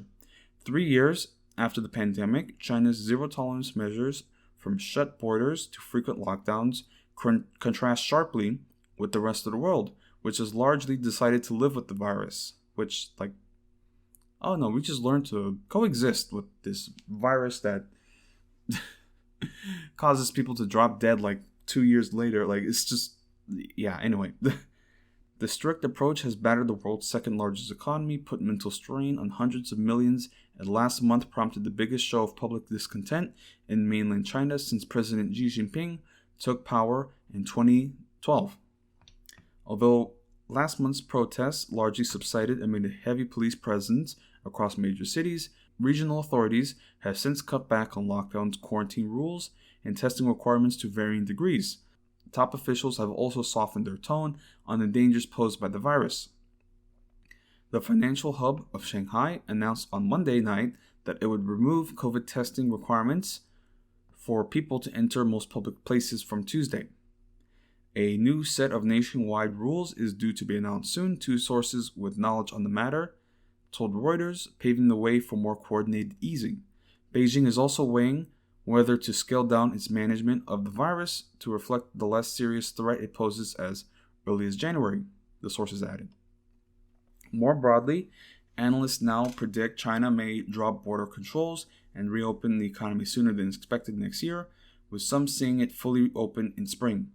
Quote, though we are hopeful too, we caution that the road to reopening may be gradual, painful, and bumpy, wrote Nomura chief China economist Ting Liu in a research note on Monday, adding that China did not appear to be well prepared for a massive wave of infections. As infections rise, putting pressure on China's medical infrastructure, mild and asymptomatic cases should quarantine at home, or Feng Zijian, former deputy head of the China Center of Disease Control and Prevention, told the paper. Those who have not completed their basic immunization and obtained their booster shots should do so as soon as possible, especially the elderly and vulnerable, Feng told the Shanghai government-backed news outlet in an interview, but the patchy loosening over the past week has left some in China scared of being caught on the wrong side of fast-changing rules. Yin, who lives in a small city near Beijing, said her in-laws had come down with a fever and she had a sore throat, but they did not want to be tested for fear of being thrown into government quarantine. All we want is to recover at home, she told Reuters, speaking on condition of anonymity. The yuan jumped to its strongest level against the dollar since mid-September amid a broad market rally as investors hope the unwindling of pandemic curbs will brighten the outlook for global growth. In another hopeful sign, a source at Apple supplier Foxconn told Reuters the firm expected its COVID-hit Zhengzhou plant, the world's biggest iPhone factory, to resume full production this month or early next. Economic data underscored the damage done by the curbs as services activity shrank to 6-month lows in November. So, yeah, they were pretty strict, and it's just some people were just unsure of what to do. So they are rolling back some of those strict measures. Again, it's still going to be, to a degree, pretty strict. But I guess I get it, because people don't, again, like, I wouldn't want some, like, person in a hazmat with a thermometer always checking in every week on me. Like, that would be very annoying, okay? It's just, so it's, there's a balance in this sort of thing. People should have the right to, recover at home. There were like quarantine centers that they had that housed people suspected of being infected, asymptomatic, or so. Yeah, I mean, this is not to, I don't want to come on here and just, because I have been critical on China on this show, that I've tried to take a step back on it, though, because there was a time where I was just like reading like the propaganda, like, murder with the genocide with Uyghurs, and I mean, I believe that, and people tell me there's a genocide, I'm going to believe it, when it's a little more, it's not a Holocaust, it's more like a re-education. That's literally what it is, but, which is still not good, but it's not a Holocaust. So, so there's certain things that I will critique on China, but I'm not going to like just be like, they're just all bad, and we got to support the revolutions there. And yeah, so this is just one of those things where they kind of rolled back on it. Although people living in these countries, like, they take illnesses seriously. So it's not as though like COVID denialism is only really strong, like vaccine denialism is only really strong in the West, among Europeans and white people in America, because this is just the brain rot that we're living in now, and that's just the world that the West has created. Like, anti-intellectualism is just a norm, and it's just a celebrated thing. But in places like Korea and Japan and China, like Vietnam, like, they took this seriously, and yeah, so I have faith that regular folks, when they'll take it seriously. Like, they already wore masks before COVID, so it's just like a cultural thing. It's so many different factors. So on the one hand, like, it may sound like, they're taking back the COVID restrictions, but people already take this sort of thing seriously there. Like, there's already a custom of, maintaining your health and, not spreading it to others. So, yeah. So that's, happening in China. There's more to talk on that later on. But now I wanted to go on to Iran, which is something that I hadn't really touched up on, because these protests in Iran have been happening for some months now. So effectively, it just all is based on the morality police in Iran, who will regularly harass women, based on wearing their hijab. And, because Iran is a theocratic republic, so it's just like, it's just protests mainly against that. But there's other factors involved, and let's not, forget they're under heavy sanctions from the United States and the West. So it's, what happens when there's economic turmoil and disparity.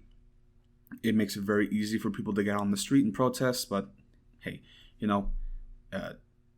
it's just so interesting how, like, when I'm looking at some of the people in my life, my social circle, when they post things on social media, like, because they were all buying the Iran propaganda. They were all being like, oh yeah, Iran, wow, Iran's so bad, look at that.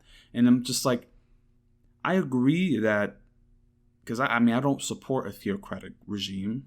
I don't. So ideally, yeah, I do support the people in Iran protesting for their rights, because again, like, morality police, like, that's just like objectively bad. But I'm also not blind to the fact that this is ultimately like the media, the intelligence agencies, like, they want this to escalate. They want there to be a revolution or civil war in Iran. Like, they genuinely want Iran to turn into Afghanistan or Libya and just collapse and be destabilized so they can put their assets in there and start giving them weapons. Like, that's what they want. And that's the thing that a lot of these people that I follow, a lot of these like friends and family, when they post stuff about Iran, it's like they don't think about those things. Like, do you honestly think the U.S. wants democracy in Iran? No, they want to destabilize it. They want to prop up a puppet government and then like loot the oil and natural resources. Like, that's what it is. And yeah, some of them even know that. They're like, yeah, that's just the way things are. But, we got to overthrow Iran. Like, that's just what we have to do now. It's just, yeah. And then like they have no, you see like all this concern for Iran and protests in Iran, but just silence, absolute silence for Palestine. They don't say a thing for Palestine. They don't even know what's happening. They don't want to think about Palestine. It's just that's just what people are. It's just like, I shouldn't say people, but it's just like you see this like faux activism, this faux like humanitarian concern, but then like they don't put their money where their mouth is when it comes to like Palestine. Like, this is like the greatest humanitarian issue of our time, but the second you say free Palestine, you're open to like, oh no, you're being anti-Semitic. It's just, especially now with these Kanye comments. Like, I guarantee you, if I started making these things, saying these things about Palestine, freeing Palestine, they're going to be like, oh, now you sound like Kanye West. Like, that's going to happen eventually. Like, it's just, yeah. So, we're talking about Iran though, just about the different protests that have been happening, and they've recently like executed a prominent like protester, like political activist. There was people like circulating headlines about, oh, Iran, they're going to execute 15,000 political prisoners, which didn't happen. Like, that wasn't true. So it just goes to show like people will like just jump on anything to make Iran look bad. But at the end of the day, like they're only doing that because the media is telling them, oh, we should be against Iran. That's it. That's all they're doing. So, some Western media, I'm reading from CNBC, some Western media outlets are facing backlash from Iranian activists over headlines printed Sunday saying that Iran was abolishing its morality police. The news, an interpretation of a comment by an Iranian official during a press conference, turned out to be anything but clear-cut. The country's state media has since denied it. Many Iranian anti-government activists now fear it will distract from 3 days of major strikes around the country. So what happened? Iran's Attorney General Mohammad Jafar Montazeri, when asked over the weekend about why the country's, quote, morality police, or Gasht-e-Irshad, had been inactive, replied, quote, the morality police had nothing to do with the judiciary, and the same institution that established it has now shut it down. He added that, quote, the judiciary will continue to supervise social behaviors.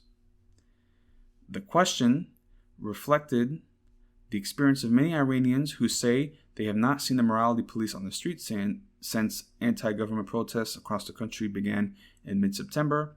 They were triggered by the death of 22-year-old woman Masha Amini while in the custody of the morality police after she was arrested for allegedly wearing her headscarf improperly.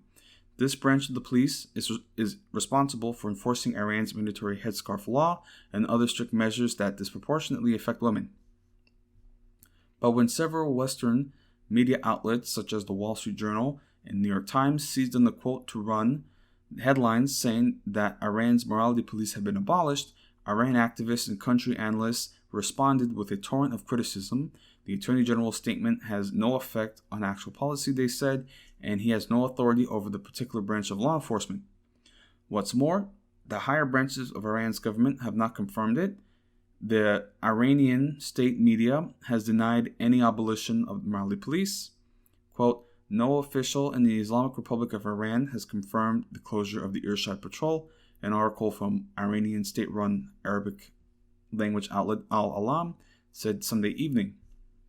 It added, quote, the maximum impression that can be taken from Montazeri's comment is that the morality police in his branch of government and judiciary are unrelated. Many of the Iranian protesters and those supporting the demonstrations overseas fear the headlines or misleading and create a false impression that Iran's hardline Islamic government is making genuine concessions to the protesters. Instead, the government has announced several more executions of people who took part in the protests.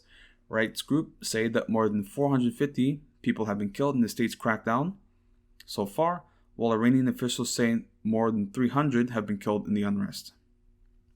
So while they didn't mass execute prisoners, they have been executing prisoners. So it's more like a numbers thing. I mean, none of it's good. I'm not saying that Iran is, not in the wrong. It's Iran. So it's just, again, the media, the defense industries, the intelligence agencies, they want Iran gone because it's a true threat to the region. Their hegemonic control of the region. Okay? Iraq is basically an Iranian puppet. It's not too long ago actually, there was some Shia either official or imam that I'm totally missing it, but it involved some Shia leader who had control of a militia, and the militia straight up went into the green zone in Baghdad, and they started they started shooting and fighting. It was a mini civil war for a minute. This is and of course the Shia are in control in Iran. That's Iran. It's a Shia republic. It's these changes are happening in the region, and Iran is a true threat. It's between Iran and Saudi Arabia. There's there was talk of Arabia it's going to have a strike from Iran. It's just this region is a powder keg. And so that should be the understanding whenever the media reports on Iran. They do not care about the democracy. They don't care at all. They just want destabilization. They just want there to be that's what they want.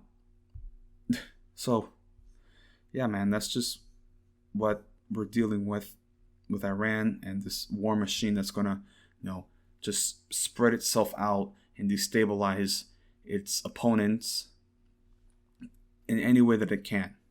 So yeah, so I'm also gonna highlight some other, because I was talking about protests in these countries, China and Iran, and now I'm going to talk about Europe for a bit, and also just about energy concerns, because we're entering our winter now, and they're having concerns about the energy supply.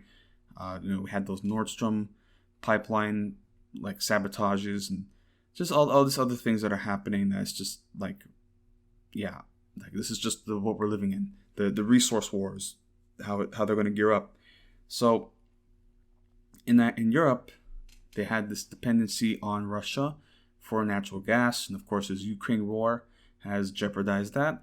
And so I'm reading from Financial Times. They're talking about how they're trying to mitigate these gas demands, especially as winter rolls around and they're going to have to keep warm. So Europe, the headline for Financial Times, Europe cuts gas demand by a quarter to shed reliance on Russia. And just reading further, EU countries cut gas demand by a quarter in November, even as temperatures fell, in the latest evidence that the bloc is succeeding in reducing its reliance on Russian energy since Moscow's full-scale invasion of Ukraine. Provisional data from commodity analytics company ICIS showed gas demand in the EU was 24% below the 5-year average last month, following a similar fall in October. European countries have been trying to pare back their reliance on Russian gas and oil by finding alternative sources or making changes to curb demand. They have been helped by an unseasonably warm autumn, although in the past 2 weeks temperatures have dropped closer to normal levels.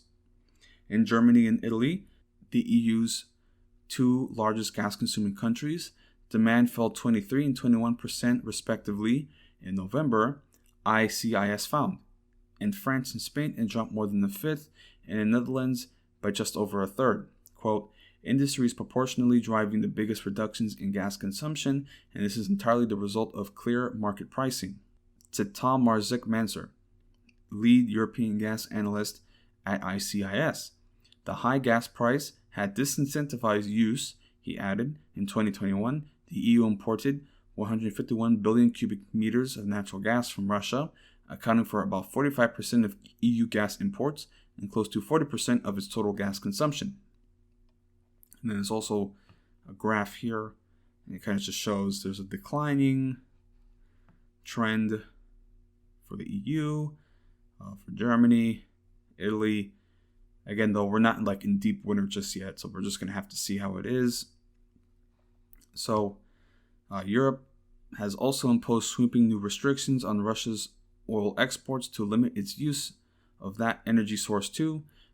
The EU's bar on seaborne Russian oil imports came into effect on Monday. G7 leaders, meanwhile, have agreed to launch a so-called price cap that aims to keep Russian oil flowing to countries such as India and China to avoid creating widespread shortages, but only if the crude is sold at less than $60 a barrel to crimp Moscow's revenues. Industry executives and analysts have warned, however, that without further declines in demand and more imports of LNG, gas shortages could persist for years in Europe. Quote, demand will need to be lower than pre-Russia-Ukraine war levels to get enough inventory for next winter, said Alex Tuckett, head of economics at consultancy CRU Group. Quote, the question is how much demand reduction and how painful it will be. The drop in demand meant gas storage facilities in EU were at 95% capacity in mid-November. According to industry body Gas Infrastructure Europe, close to an all-time high, record inflows of LNG into the region also helped. But colder weather in recent weeks has increased demand, and storage facilities are now at 93% capacity. At the same time, prices have risen. Dutch TTF gas futures, the benchmark European contract, are trading near 150 euros a megawatt hour, the highest in more than a month, but still only half the 300 euros megawatt hours they briefly reached in August. Higher gas prices are a burden on households and businesses, but they have enabled Europe to attract record levels of LNG because of the premium it pays other buyers. ICIS data showed that Europe and the UK imported 11.14 million tons of LNG in November, a record monthly high, and of course to receive 12.2 million tons in December. Marzik Mansour added a note of caution on Europe's planned cap on gas prices. Quote, any move to cap wholesale gas prices could jeopardize Europe's ability to secure LNG supply, not just this winter, but for next winter and beyond, he said. If Europe is not the premium global gas market, it would lead to a reduction in imported cargoes at a time when they are most needed. So that's just different changes that have been occurring. And Europe is in a bind. They're kind of just in between Russia and the US. That's kind of like what's happening now. And of course the US is really trying to economically vassalize them. That's the thing you have to understand. Europe isn't like Europe. It's like Europe is subservient to the United States and to NATO. That's increasingly what's occurring. And say what you want about the Ukraine war, it's just you would think with the threat of nuclear war, these economic hardships, all these things that are adding up, you would think that we would have had some sort of peace conference by now, some sort of coming together for diplomacy, hey, let's try to figure out some concessions that we can make or compromises so we can, get back to business and make sure peace is, but that you call about peace, you talk about peace, and the only thing that they're saying is, well, Russia needs to leave Ukraine. And it's okay, sure, but these regions in the east that are predominantly Russian to begin with, if they want to secede to Russia, just let them, let's just make a concession so we can go back to business. No, we can't make a concession. It's just, a lot of this is national pride. That's really what it's boiling down to. National pride and just not wanting to look weak. because there's not a formal declaration of war, but we are at war with Russia. That's what we're doing. So it's just like what are we doing? Like, it's just crazy. Like, we're shooting ourselves in the foot. We're gonna how many billions of dollars of aid are we gonna give to Ukraine? For how many years? How much longer are we gonna put Europe in this jeopardized position where they could like not have enough gas to get through the winter and people will start freezing to death? Like, this is what's happening. And I'm not saying that Putin is in the right. He's certainly not. But damn, bro, like it's just like, no, we're not gonna talk. Like, Ukraine's just like, we're not gonna talk. Like, we want back all our territory, and it's like, but you can't win it back without NATO intervention. It's just not gonna happen. It's just like crazy. Like, and yeah, but of course, the United States doesn't want this war to be done. They want the war to be ongoing just long enough so that they can make like weapons deals and military aid, and they can get money from that, but not to the point. Well, we'll just talk in a moment about different like escalations that have been occurring, but it's just so crazy. Like, we're at the closest to nuclear war. Like this is closer to nuclear war than the Cuban Missile Crisis. No joke. And like, people are still just like, no, we can't have peace. We can't have peace because we're going to look weak. It's just crazy. Just reading from Reuters and just talking about some other economic implications for Europe, considering certain financial policies that the U.S. had made, the U.S. Inflation Reduction Act, and how this will possibly affect European industries. So this is reading from Reuters. So top European Union officials will use a trade meeting with U.S. counterparts on Monday to press concerns about Washington's huge new green energy subsidy package. While EU countries welcome the new commitment to energy transition, they fear the $430 billion Inflation Reduction Act, or the IRA, will unfairly disadvantage their companies relative to rivals in the U.S. Why is Europe angry? The 27 EU countries are worried their companies will be cut off from U.S. tax credits for components using renewable energy technologies like electric cars, offered under the new law on condition they are made in North America. EU countries consider that some 200 billion euros, or $207 billion, of the U.S. subsidies are tied to locally produced content provisions that potentially violate the World Trade Organization's rules. European Commission President Ursula von der Leyen said on Sunday that while competition was a good thing, there should be a level playing field. Not only do the tax breaks put European companies at a disadvantage to U.S. rivals, but EU state aid rules in their current form prevent member countries from offering similarly generous tax breaks to companies looking to set up factories. The EU is not Washington's only ally up in arms about the package, with South Korea also concerned its car makers will not be eligible for the U.S. tax breaks. What does Europe want? Since any major revision by the U.S. Congress is out of the picture, European officials said their best hope is to secure exemptions along the same lines as those already granted to Canada and Mexico. After French President Emmanuel Macron raised concerns last week during a state visit to Washington, D.C., U.S. President Joe Biden opened the doors to making tweaks to the package. EU governments want a solution quickly, possibly an arrangement agreed at an EU-U.S. Trade and Technology Council meeting on December 5th. A draft joint statement said ahead of the talks of the pact was on the agenda. Although neither side wants to rekindle trade tensions that demand transatlantic relations during the Trump administration, the head of the European Parliament's Trade Committee, Bernd Lange, said a negotiated settlement would only yield small changes and that Europe should file a complaint at the World Trade Organization.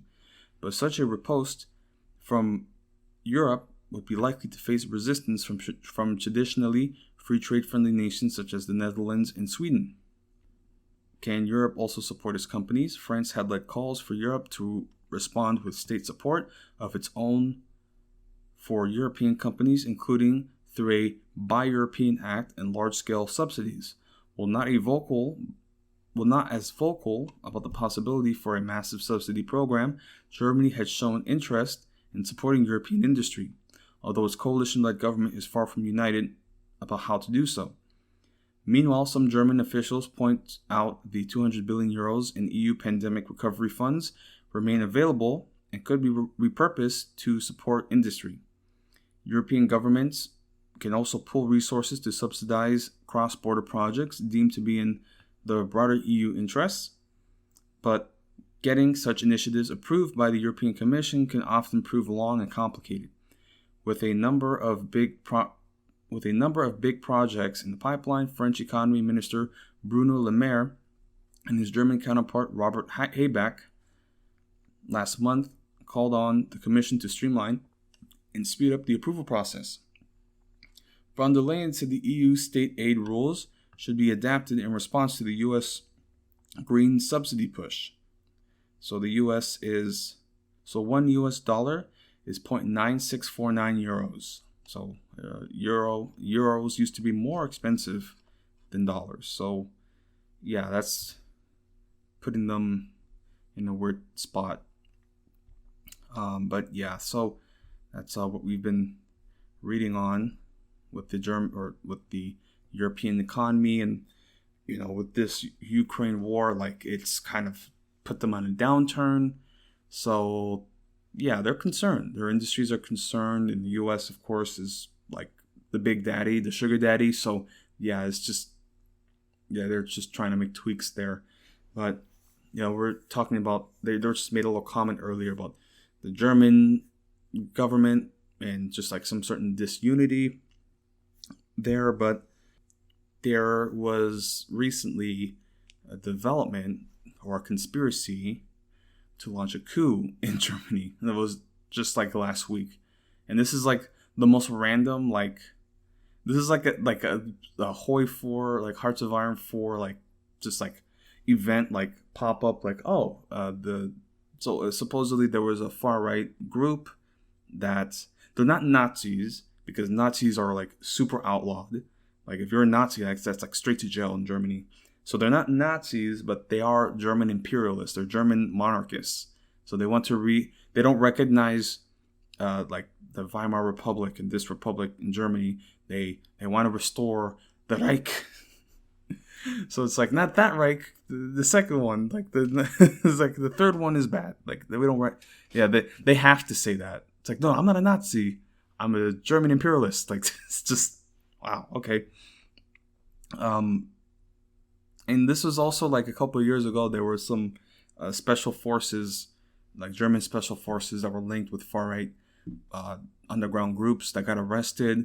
And so this conspiracy also involved some like military officials, some like a judge in Berlin. Like this was like, I mean, I don't know how they were going to do it, because like supposedly the plan was like to storm the Reichstag, and then it's like, we control the Reichstag, now we own Germany. And it's like, no, it's going to cause a civil war, dude. Like, it's just crazy. Like, so, yeah. So what they're saying here from Reuters, because they foiled this plot, they arrested certain suspects. They even arrested like the prince of Prussia. It's so crazy. Like Prussia, like, oh, you're still around? Like, so, yeah. So there's reading from Reuters. So Germany is set to tighten gun laws after suspected coup plot. And so Germany plans to tighten its gun laws, in the wake of a suspected plot by far-right group to violently overthrow the government and install a minor royal as national leader, its interior minister said in an interview published on Sunday. German police last week arrested 25 people suspected of involvement in the plot, which has shocked many in one of Europe's most stable democracies. Prosecutors allege that many of the suspects were members of the Reichsbürger, Citizens of the Reich movement. I just like that. Reichsbürger. I have one Reichsbürger with cheese. Which does not believe in the existence of the modern German state, according to prosecutors. Interior Minister Nancy Faeser, in an interview with Bild am Sonntag newspaper, warned that the Reichsbürger represented a rising threat to Germany, given it had expanded by 2,000 to 23,000 people in the past year. Quote, "These are not harmless, crazy people, but suspected terrorists who are now sitting in pretrial detention," Fazer was quoted as saying. Prosecutors have said the suspects included individuals with weapons and knowledge of how to use them. They had attempted to recruit current and former army members and stockpiled weapons. Quote, "We need all authorities to exert maximum pressure to remove their weapons," Fazer was quoted as saying, which was why the government had shortly further tightened gun laws. Prior to the raids, authorities had already confiscated weapons from more than 1,000 Reichsbürger members.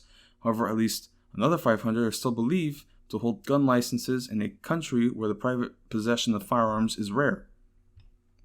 The FACT senior civil service members, such as former lawmaker and Berlin judge Birgit Malsack-Winkmann, were among those arrested on suspicion of plotting, has particularly shaken many in Germany.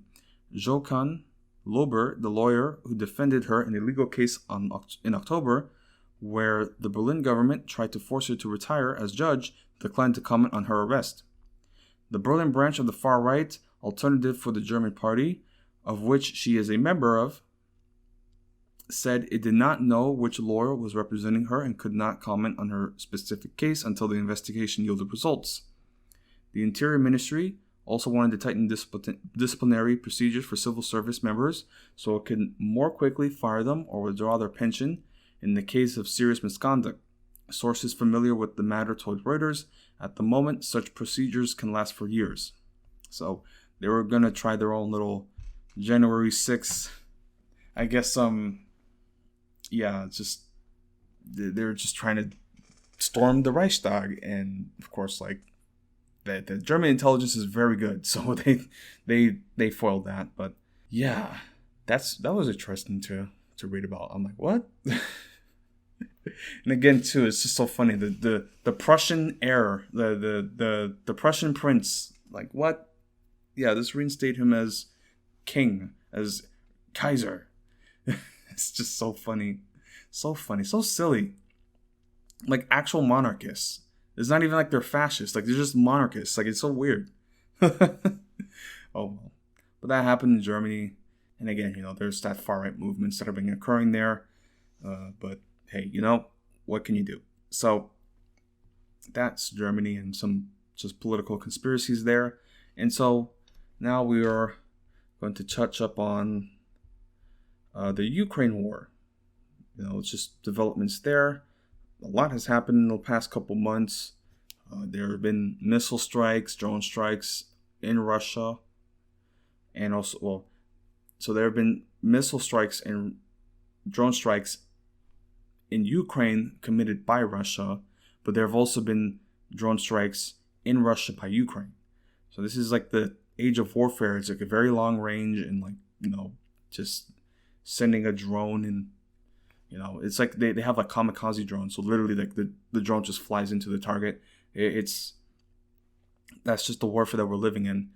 And right now, Ukraine, they have been experiencing power outages, and they have been, experiencing, infrastructure, just issues because these strikes are targeting critical infrastructure. So life isn't really easy right now, especially now winter's setting in. It's becoming very difficult for them. And again, you would think all this difficulty, they would just say, like, let's try to have some peace conference, some kind of truce, because this is getting very escalated. But that's not there. They don't. At least the Ukrainians don't want to do that. They don't want to have a truce or some sort of peace conference because they're desperate to retake land that they've never been in control of for like 8 years. They're it's just not going to happen. They're not going to get it back. But they're going to keep fighting for it, and they're going to do these drone strikes into Russia. And there's also I read earlier, like they've been sending also like special forces raids into Russia. There was a political commentator. His daughter was killed in a car bomb, probably Ukrainian intelligence. So that's what it's going to turn into. And still, no talk of any kind of peace. So we'll go a little further. So reading from CNN. So we're talking about some drone strikes that Russia made, or some drone strikes that Ukraine made in Russia. And just this continuing escalation that's occurring. Because the drones that the Ukraine is using in Russia, well, in this particular case, they were using Soviet-era drones. But just recently, actually, the U.S. approved the use of American-made drones.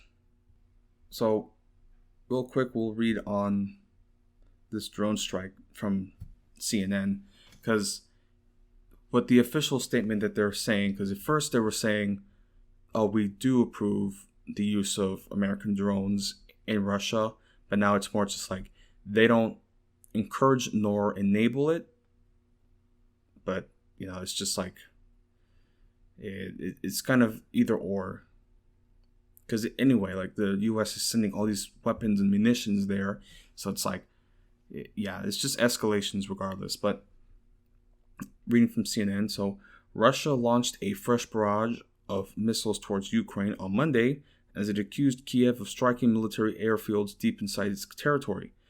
Dozens of missiles were launched by Russian forces towards Ukraine on Monday, cutting off water and electricity supplies in some areas, and killing at least one person in the Ukrainian city of Kryvyi Rih, and at least 2 people in Zaporizhia, according to local authorities.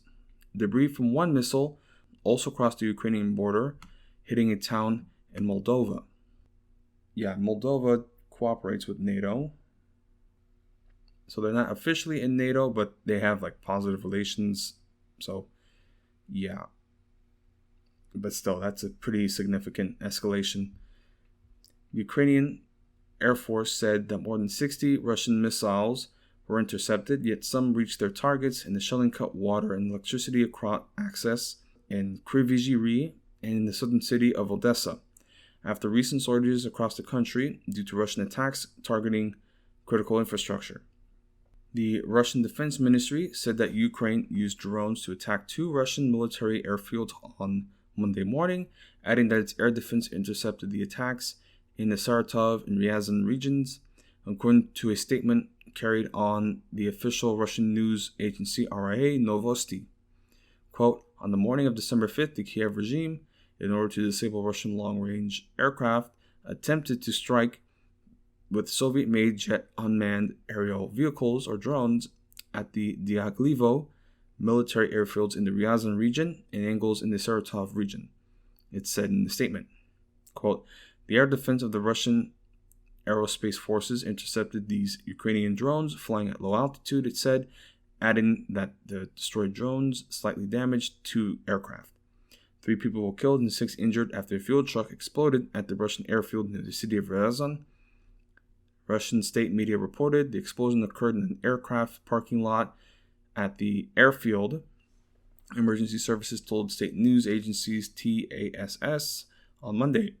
The aftermath of the explosion of the airfield appears to have been captured by Israeli satellite imagery company ImageSat International, which showed burn marks in objects near a Tu-22M aircraft that was probably damaged, it told CNN. The second drone flew to the western city of Engels, where an airbase with the same name is located.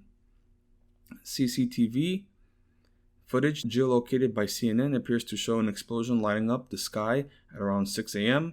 local time on Monday morning in Engels, which is around 500 miles southeast of Moscow.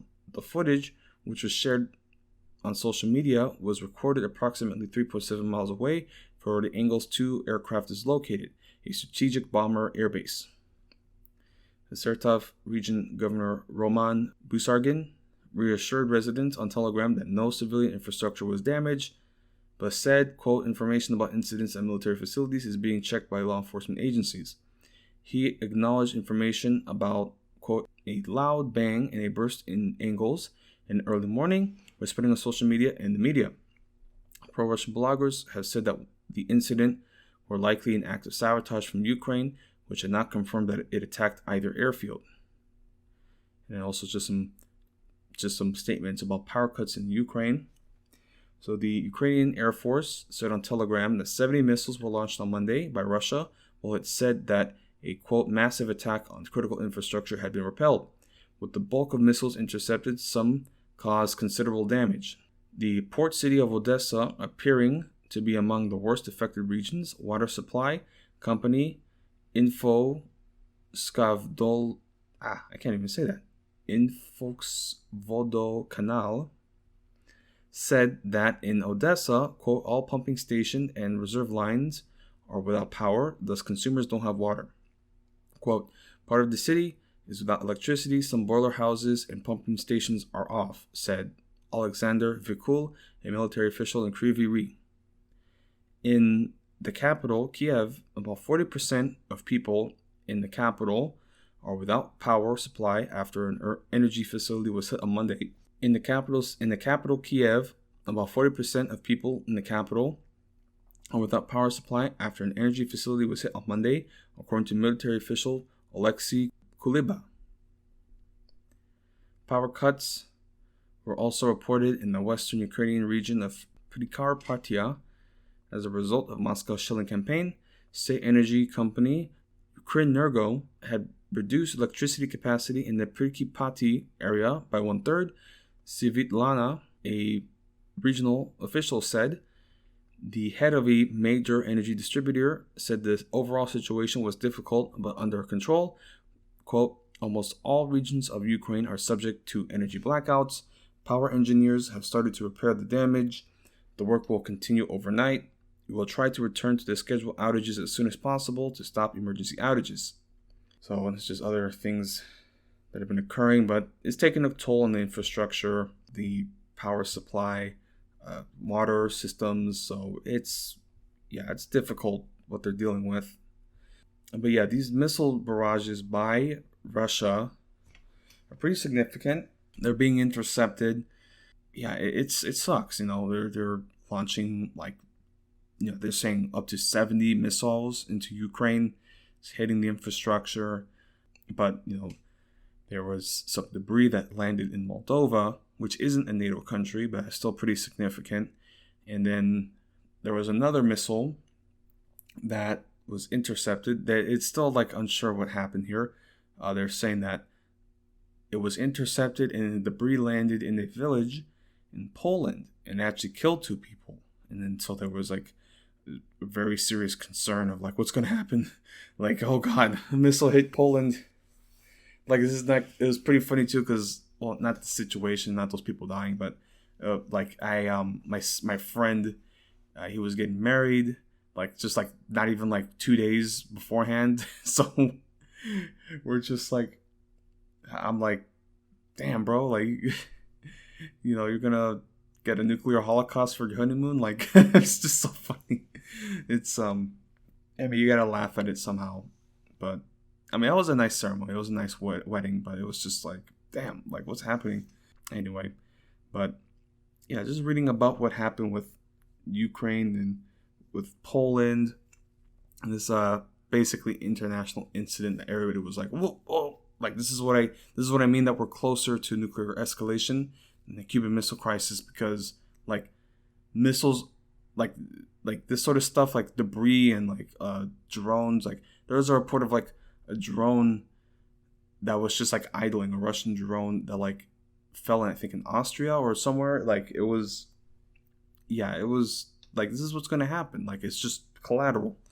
And eventually it's going to escalate to a point where the NATO countries can't stand by because there's just too much collateral. There's just missiles falling out of the sky because they missed their targets and overshoot. That's crazy. Come on. And so even after this, no peace conference, no talks for a truce. Hey, let's take a step back and let's try to find a peaceful. It's just diplomacy is just out of the window. It's just crazy. So, right, here's the New York Times and their reports on this incident with a missile, possible debris landing in a Polish village, killing the residents, or 2 residents. But yeah, so when a missile slammed into a Polish village just a few miles from Ukraine last week and killed 2 local residents, fears surged that Russia had attacked a NATO country and threatened a global conflagration, until it turned out that it was probably a wayward Ukrainian air defense missile that had fallen into Poland by accident. Just how risky the situation remains, however, was put into focus this week when Poland announced it had accepted a German offer of Patriot air defense systems that would deploy near the border with Ukraine.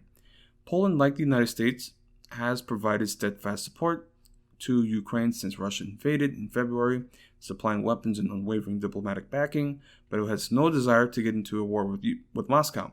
Still, even though new missiles from Germany will not be fully operational for years, by which time the war in Ukraine may well be over, Poland's plan to deploy them close to the conflict zone signals growing worries that its own security may be at risk, and that the war next door could spread by accident or by design. Putting American-made Patriot interceptor missiles, some of which should be working at least partially by next August, close to Ukraine raises a host of difficult questions rooted in NATO's eagerness to help Ukraine while staying outside the conflict zone. Quote, what happens if our radar shows rockets are coming and they need to be intercepted inside Ukraine? Asked okay, I don't even know how to pronounce some Polish names, so excuse me. Jacek Partosiak, the head of strategy and future, a Warsaw research group focused on security issues. That issue, he said, is unlikely to drag NATO into a direct clash with Russia, but would put it into an uncharted gray zone. In a possible sign that Poland is getting queasy about that happening, Defense Minister in Warsaw, Mariusz Polish names, I swear to God, suggested on Wednesday that the German Patriots be sent to western Ukraine instead of eastern Poland, as he had said on Monday, and that he said on Twitter would help Ukraine to ward off Russian missiles directly while also increasing Polish security along the border. Russian warplanes, Mr. Bartosiak said, no longer venture into regions of western Ukraine next to Poland, so there's no real risk for their being hit accidentally by a missile fired from Polish territory. And the PAC-3 Patriot missile offered by Germany, having a range of around 20 miles, which means they would not reach into areas of Ukraine where Russian air or ground forces now operate. But Mr. Partosiak said there is still the possibility of Patriot missiles operating in Ukrainian airspace that would undermine NATO's hands-off approach to the war and a strong commitment to support Ukraine with weapons while avoiding, at all costs, any involvement inside the country that could be used as pretext by Moscow to escalate. Russia, which has railed for years against American missiles deployed in Poland, the Pentagon says they are part of a program to defend against ballistic missiles fired by rogue states like Iran, has no official comment on the Patriot systems being sent to Poland. Russian military bloggers, who often reflect the views of Russia's defense establishment, scoffed at the effectiveness of Patriot air defense missiles, but accused NATO of using last week's incident in eastern Poland as a pretext for deploying missiles close to Ukraine to help shoot down Russian munitions. In a post on Telegram, Rybar, an unofficial but influential pro-war Russian blog, said that, quote, a couple of additional air defense systems would not provide a no-fly zone over Ukraine, but warned against NATO's tacit potential participation in repelling missile attacks by the Russian armed forces on targets in western Ukraine. A NATO spokesperson, Oana Lungesu, said the alliance welcomed Germany's offer to help Poland with new missiles, but stressed that their mission was to defend alliance territory. Quote, in response to Russia's war against Ukraine, we're strengthening our defense in the east, she said. Germany has already sent Patriot missiles to Slovakia, which also borders Ukraine, and the United States military in April installed its own Patriot batteries at the Polish airport of Rzeszów, a key transit hub near the Ukrainian border for Western weapons flowing into Ukraine. So that's just what Poland is up to. Poland is just like, everybody's like, Poland's gonna push Article 5. Like, they're just like, oh my God, Poland is something else. But hey, at the very least, we're taking a step back from this conflict, or it's like, people didn't like just jump in like, oh, Russia did it. Like some people did, but turns out may have been a Ukrainian, missile just went off target, or intercepted and then fell. Some were even speculating that Ukraine deliberately hit Poland in order to escalate things, because like Volodymyr Zelensky just immediately just went, oh, this is an attack against all of NATO, and you have a responsibility now to answer this. Like these Ukrainian officials like actually want NATO to intervene because they know that's the only way they can win. But that's World War III and that's nuclear war. That's Holocaust. Like it's like, dude, like it's just crazy. Like, oh my God. Wow, man. No peace talks, none of that. It's just crazy. So now that we've talked about Europe and some other political unrest, also wanted to highlight some political unrest that has been happening in Peru, and just Latin America. But in Peru, the president Pedro Castillo, who is left wing, he was ousted, and so some people have been speculating. They've been saying, oh, he's been trying to dissolve the Congress and the legislative constitution, and so they're trying to frame him as being power hungry, but it's not so simple. In fact, with an understanding of history, what we understand is that the current political establishment in Peru and the constitution very much has links to Fujimori, who was a far-right president in Peru. I mean, genocidal, like just horrible president who left behind this constitution that basically would maintain his political establishment, the far-right political establishment. It's like Chile. Like Chile just, like they tried to do a constitutional like referendum and like it just didn't go through because the political establishment is too right-wing. It's just, yeah. So Latin America, South America has been having these political waves of leftism. So, that's been a sight to see, but now we're seeing this underhanded approach, the undermining. It's, yeah, and of course, they're trying to cast Castillo, who was, attempting to make reforms and attempting to go halfway with the, right-wing Congress. They had a vote to impeach him, and there's a clause actually for impeachment in the Constitution that said that they can just impeach you for moral incapacity, or just basically whatever reason. They can just say like, oh, you're just morally incapable, and if there's enough congressmen to vote, then you're impeached and removed. So it's just, yeah, it's a sham. It's a sham constitution. It's a sham Congress, and of course, there's some media outlets that have been running the story of Pedro Castillo wanting to overthrow the Congress, and he's power hungry. And there's like one person like on Twitter saying like, he was trying to do a January 6th, and it's just like that's not at all what was happening. I would encourage checking out Bad Empanada. He's been making some videos and highlighting this. He's very good with like Latin American like political issues, especially with. I mean, this is very reminiscent to Bolivia. Like this is like one for one, like, yeah. So very reminiscent to what happened with Bolivia, although they had, their little protests and political movements, and they're like currently prosecuting actually some of the coup leaders. So right now, what's happening in Peru is there are protests, there are some demonstrations and unrest, and like the government, the current interim president had announced elections because she was set to serve the rest of Castillo's term till 2026, but then she announced elections in 2024. But right now they're just like the protests in the street. They straight up just want to dissolve the Congress and they want to release Castillo. So this is a developing, like, just like evolving situation. And already Peru has like that history of violent revolts and uprisings and just unrest. So yeah, this is a very interesting situation. So this is reading from Al Jazeera. So Peru protests grow despite new president's early election pledge.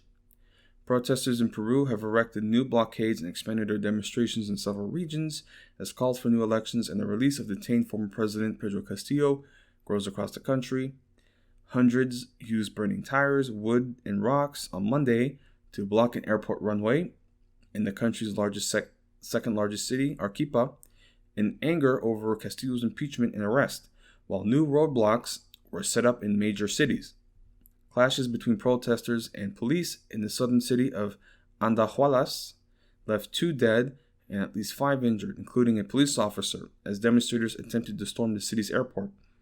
The protests have expanded, most notably in Peru's northern and Andean towns, despite a pledge to hold early elections by President Dina Boluarte, who was quickly sworn in to replace Castillo following his removal last week. Quote, "I have decided to present a bill to reach an agreement with Congress to bring forward the general elections of April 2024, Boluarte said early on Monday in a speech to the nation, adding she would introduce legislation in the coming days. So I find it kind of ironic how Bolivia, they had their coup, they removed Evo Morales, and then they sworn in a woman, and then now in Peru, same situation, and now they sworn in another woman. So it's just like, is this a trend now of like female like girl boss, like fascists taking control? Like what's going on? Like, so all right, so the continuing. But the promise seems to have done little to quell public anger over the removal of Castillo, a former school teacher and union leader who was voted out by legislators on Wednesday after he sought to dissolve the Congress ahead of an impeachment vote. The former president was arrested shortly afterwards, with prosecutors charging him with rebellion and conspiracy. Protests swiftly broke out across the country, with many supporters of the detained former leader demanding that Peru hold elections rather than allow Boluarte to stay in power until Castillo's term ends in 2026. Some protesters have also called for Congress to be shut down. Al Jazeera's Mariana Sanchez, reporting from the capital Lima on Monday, said the situation remained tense as several key roads have been blocked, including the Pan American Highway, which is critical to get food into the city. She said many flights have been canceled due to the unrest, along with interprovincial buses that run between Lima and other parts of the country. Quote, so at least 1 million passengers have been affected, Sanchez reported. On Sunday, protests were reported in cities across Peru interior, including Cajamarca, Arequipa, Huancayo, Cusco, and Puno. In Andahuaylas, in the Apurimac region, clashes broke out as demonstrators attempted to storm the southern city's airport, authorities said.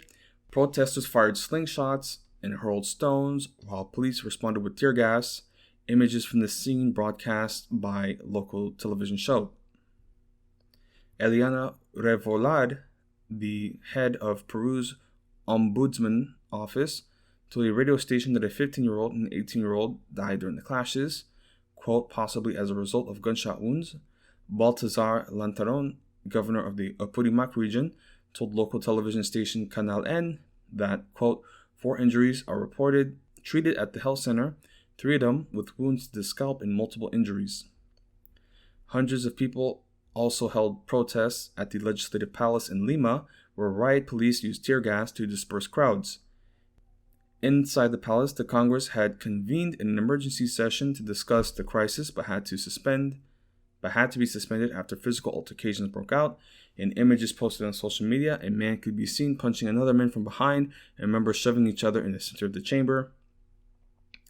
And yeah, there's just other details here, but it's like, yeah, I saw that video. Like, he just literally like walks up and like smack. It's like, it's so funny, like, cause like there's like these older people.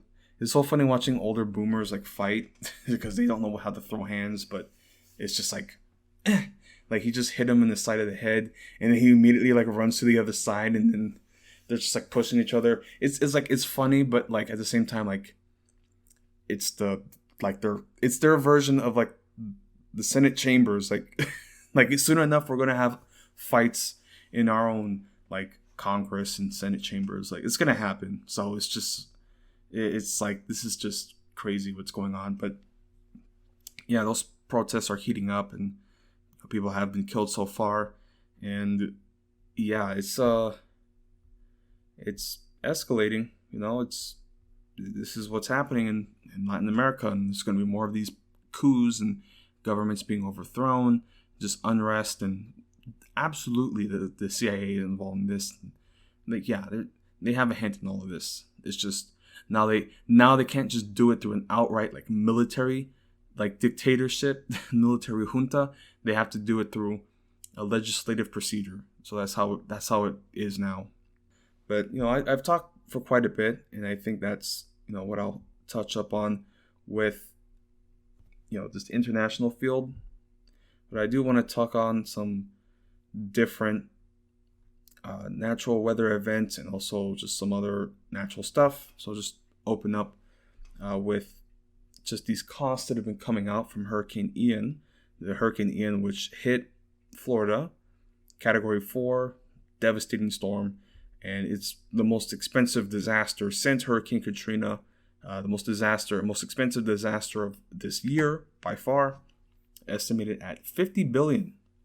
So, yeah, quite a significant storm that hit, and it's just crazy, just to read up on different things that have been happening with these natural disasters. Because again, you would think by now, like, people would understand what's happening, like, with the climate and these natural disasters, but it's still not clicking, And people are thinking that there's going to be this one disaster that's going to hit, this is going to spell it out for you, and still, like, nobody's really paying attention, even when they actively, like, survive it.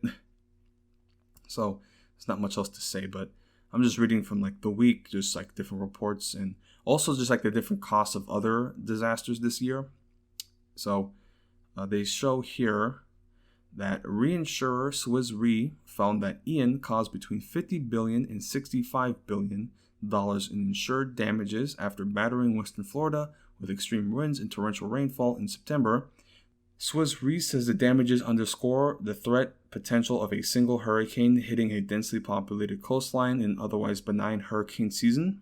So yeah, like, it wasn't even that active, but this one storm was devastating, right? Analysts found internationally extreme weather disasters caused an estimated economic loss of $260 billion in 2022, surpassing the 10-year average of $207 billion. Insurance losses from natural disasters are also rising as climate change triggers more frequent and disastrous hurricanes, floods, and wildfires. The reinsurance firm estimated insurance loss damages of $115 billion, again higher than the 10-year average of $81 billion. Martin Bertog, head of catastrophe perils at Swiss Re, says 2022's high insurance losses are underpinning a risk on the rise and unfolding on every continent. Quote, urban development, wealth accumulation in disaster-prone areas, inflation and climate change are key factors at play, turning extreme weather into ever-rising natural catastrophe losses, Bertog explained. When Hurricane Andrew struck 30 years ago, a U.S. dollar, a $20 billion loss event had never occurred. And now there have been 7 such hurricanes in the past 6 years. So, yeah. Again, when they talk about, the climate change, the human cost doesn't click immediately for everybody. It's like, okay. So you're saying millions are going to be displaced and suffering from famines and dying from extreme heat and weather events. Okay, but then they see billions of dollars worth of insurance losses. Oh my God. Okay, now we have to act. It's just like that's. And I'm going to also talk about another economic issue that's going to occur from not just from these natural disasters and climate change, but now also long COVID. Long COVID is turning into a serious public health crisis, and it's going to have a huge drain. They're saying up to $3.7 trillion. Okay? So this may click for some people.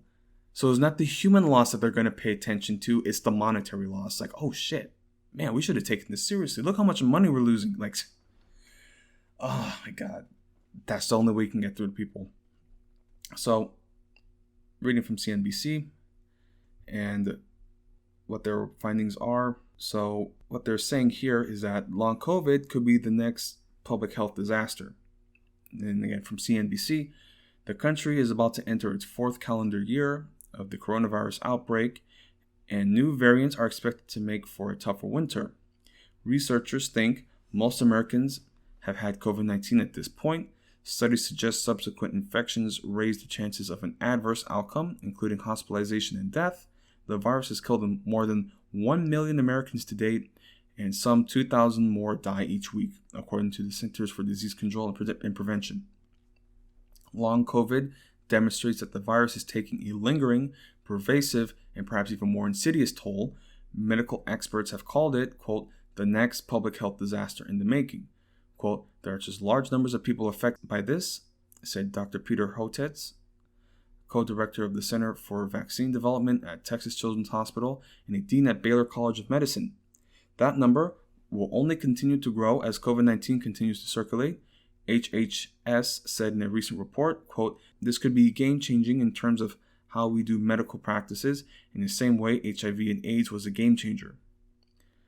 And also, there's a significant financial toll, but the tentacles of long COVID reach far beyond its medical impact, from the labor gap to disability benefits, life insurance, household debt, forfeit retirement savings, and financial ruin. This article, and this is something that they're expanding on. It's the first of a CNBC special report examining long COVID's destructive impact on individuals, families, and the U.S. economy at large. All told, long COVID is a $3.7 trillion drag on the U.S. economy, about 70% of the nation's pre-pandemic economic output, said David Cutler, an economist at Harvard University. The aggregate cost rivals that of the Great Recession, Cutler wrote in a July report. Cutler revised the $3.7 trillion total upwards by $1.1 trillion from an initial report in October 2020 due to, quote, a greater prevalence of long COVID than we had guessed at the time. Even that revised estimate is conservative. It is based on the 80.5 million confirmed U.S. COVID cases at the time of analysis and doesn't account for future caseloads. Higher medical spending accounts for $528 billion of the total, but lost earnings and reduced quality of life are other sinister trickle-down effects, which respectively cost Americans $997 billion and $2.2 trillion. Quote, long COVID will be around long after the pandemic subsides, impacting our communities, our healthcare systems, our economy, and well-being of future generations, the HHC report said. So this, again, this is just what we're dealing with now. This is just a serious crisis that's we're not even beginning to see what is going to happen. COVID is endemic now. It's going to continue to mutate. It is something that we're going to have to live with now.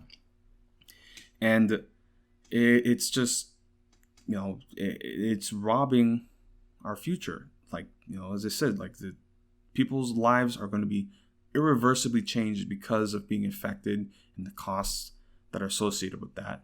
And still, many of these people who have been sick with COVID and may be dealing with long COVID, they will probably still argue against socialized medicine. This is the biggest argument for socialized medicine, and still nothing. People's livelihoods, their retirements, their savings,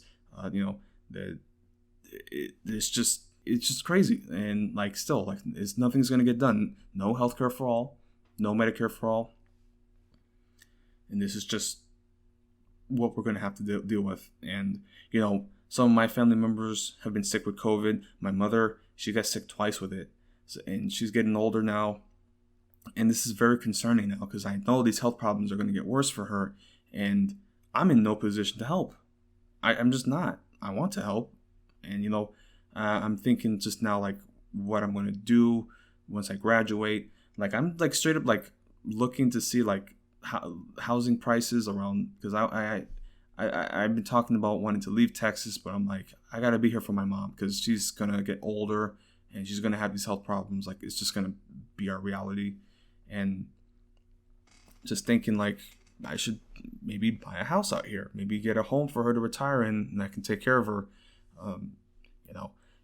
The thing is that she wants to live around Houston and she wants to live out in these suburbs, but the houses are way too expensive. It's too expensive.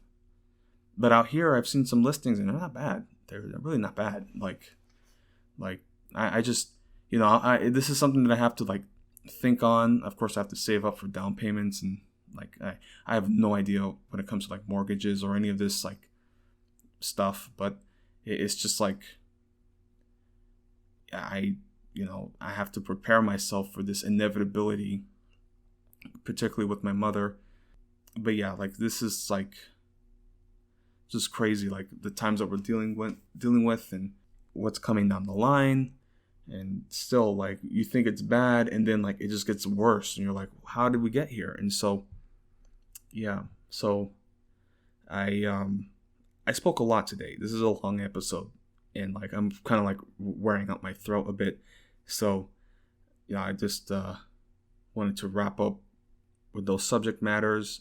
And as I said, like I'm still like trying to plan like which direction I want to go in. Like I started this job, and it's okay, it's just something to keep me busy.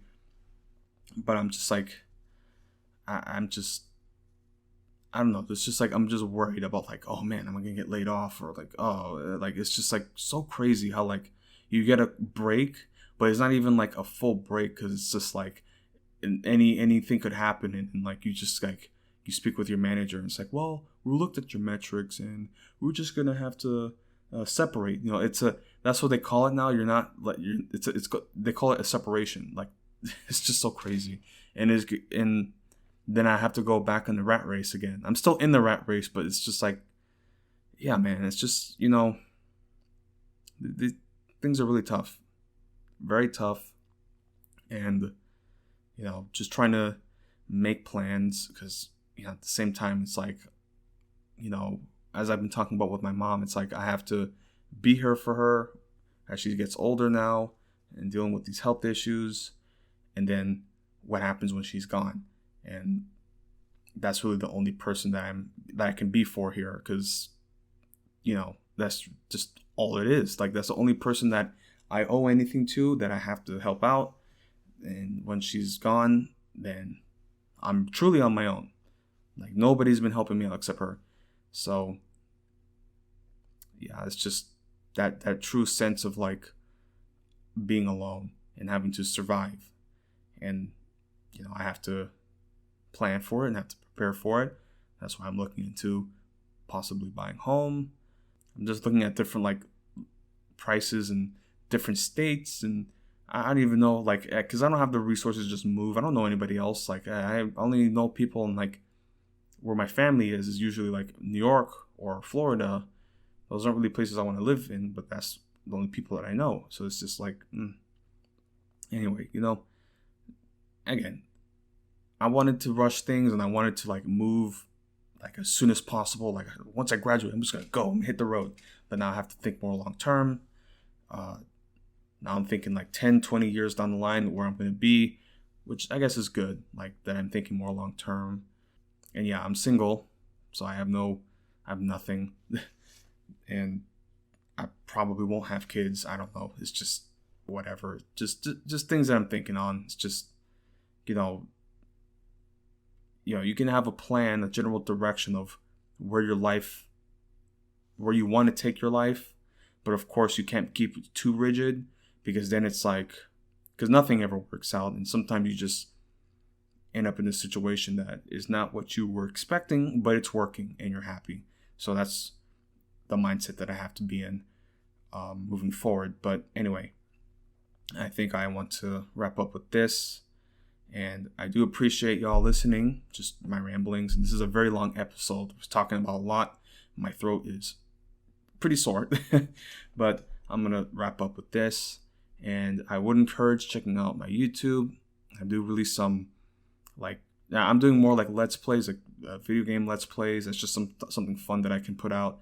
And also just working on some video essays, short form essays. Which is something that I have to work on some more, because it's not really scripted. So I'm kind of just like riffing like I am with this show. But moving forward, I did have some more scripted, like more professionally made videos in mind, which is going to take a lot of time. So certainly check that out. And I also have my Patreon, which is just early content release, so you can get that there. But yeah, that's really what I would have to advertise. Check out my Twitter, CollapseTalkPod.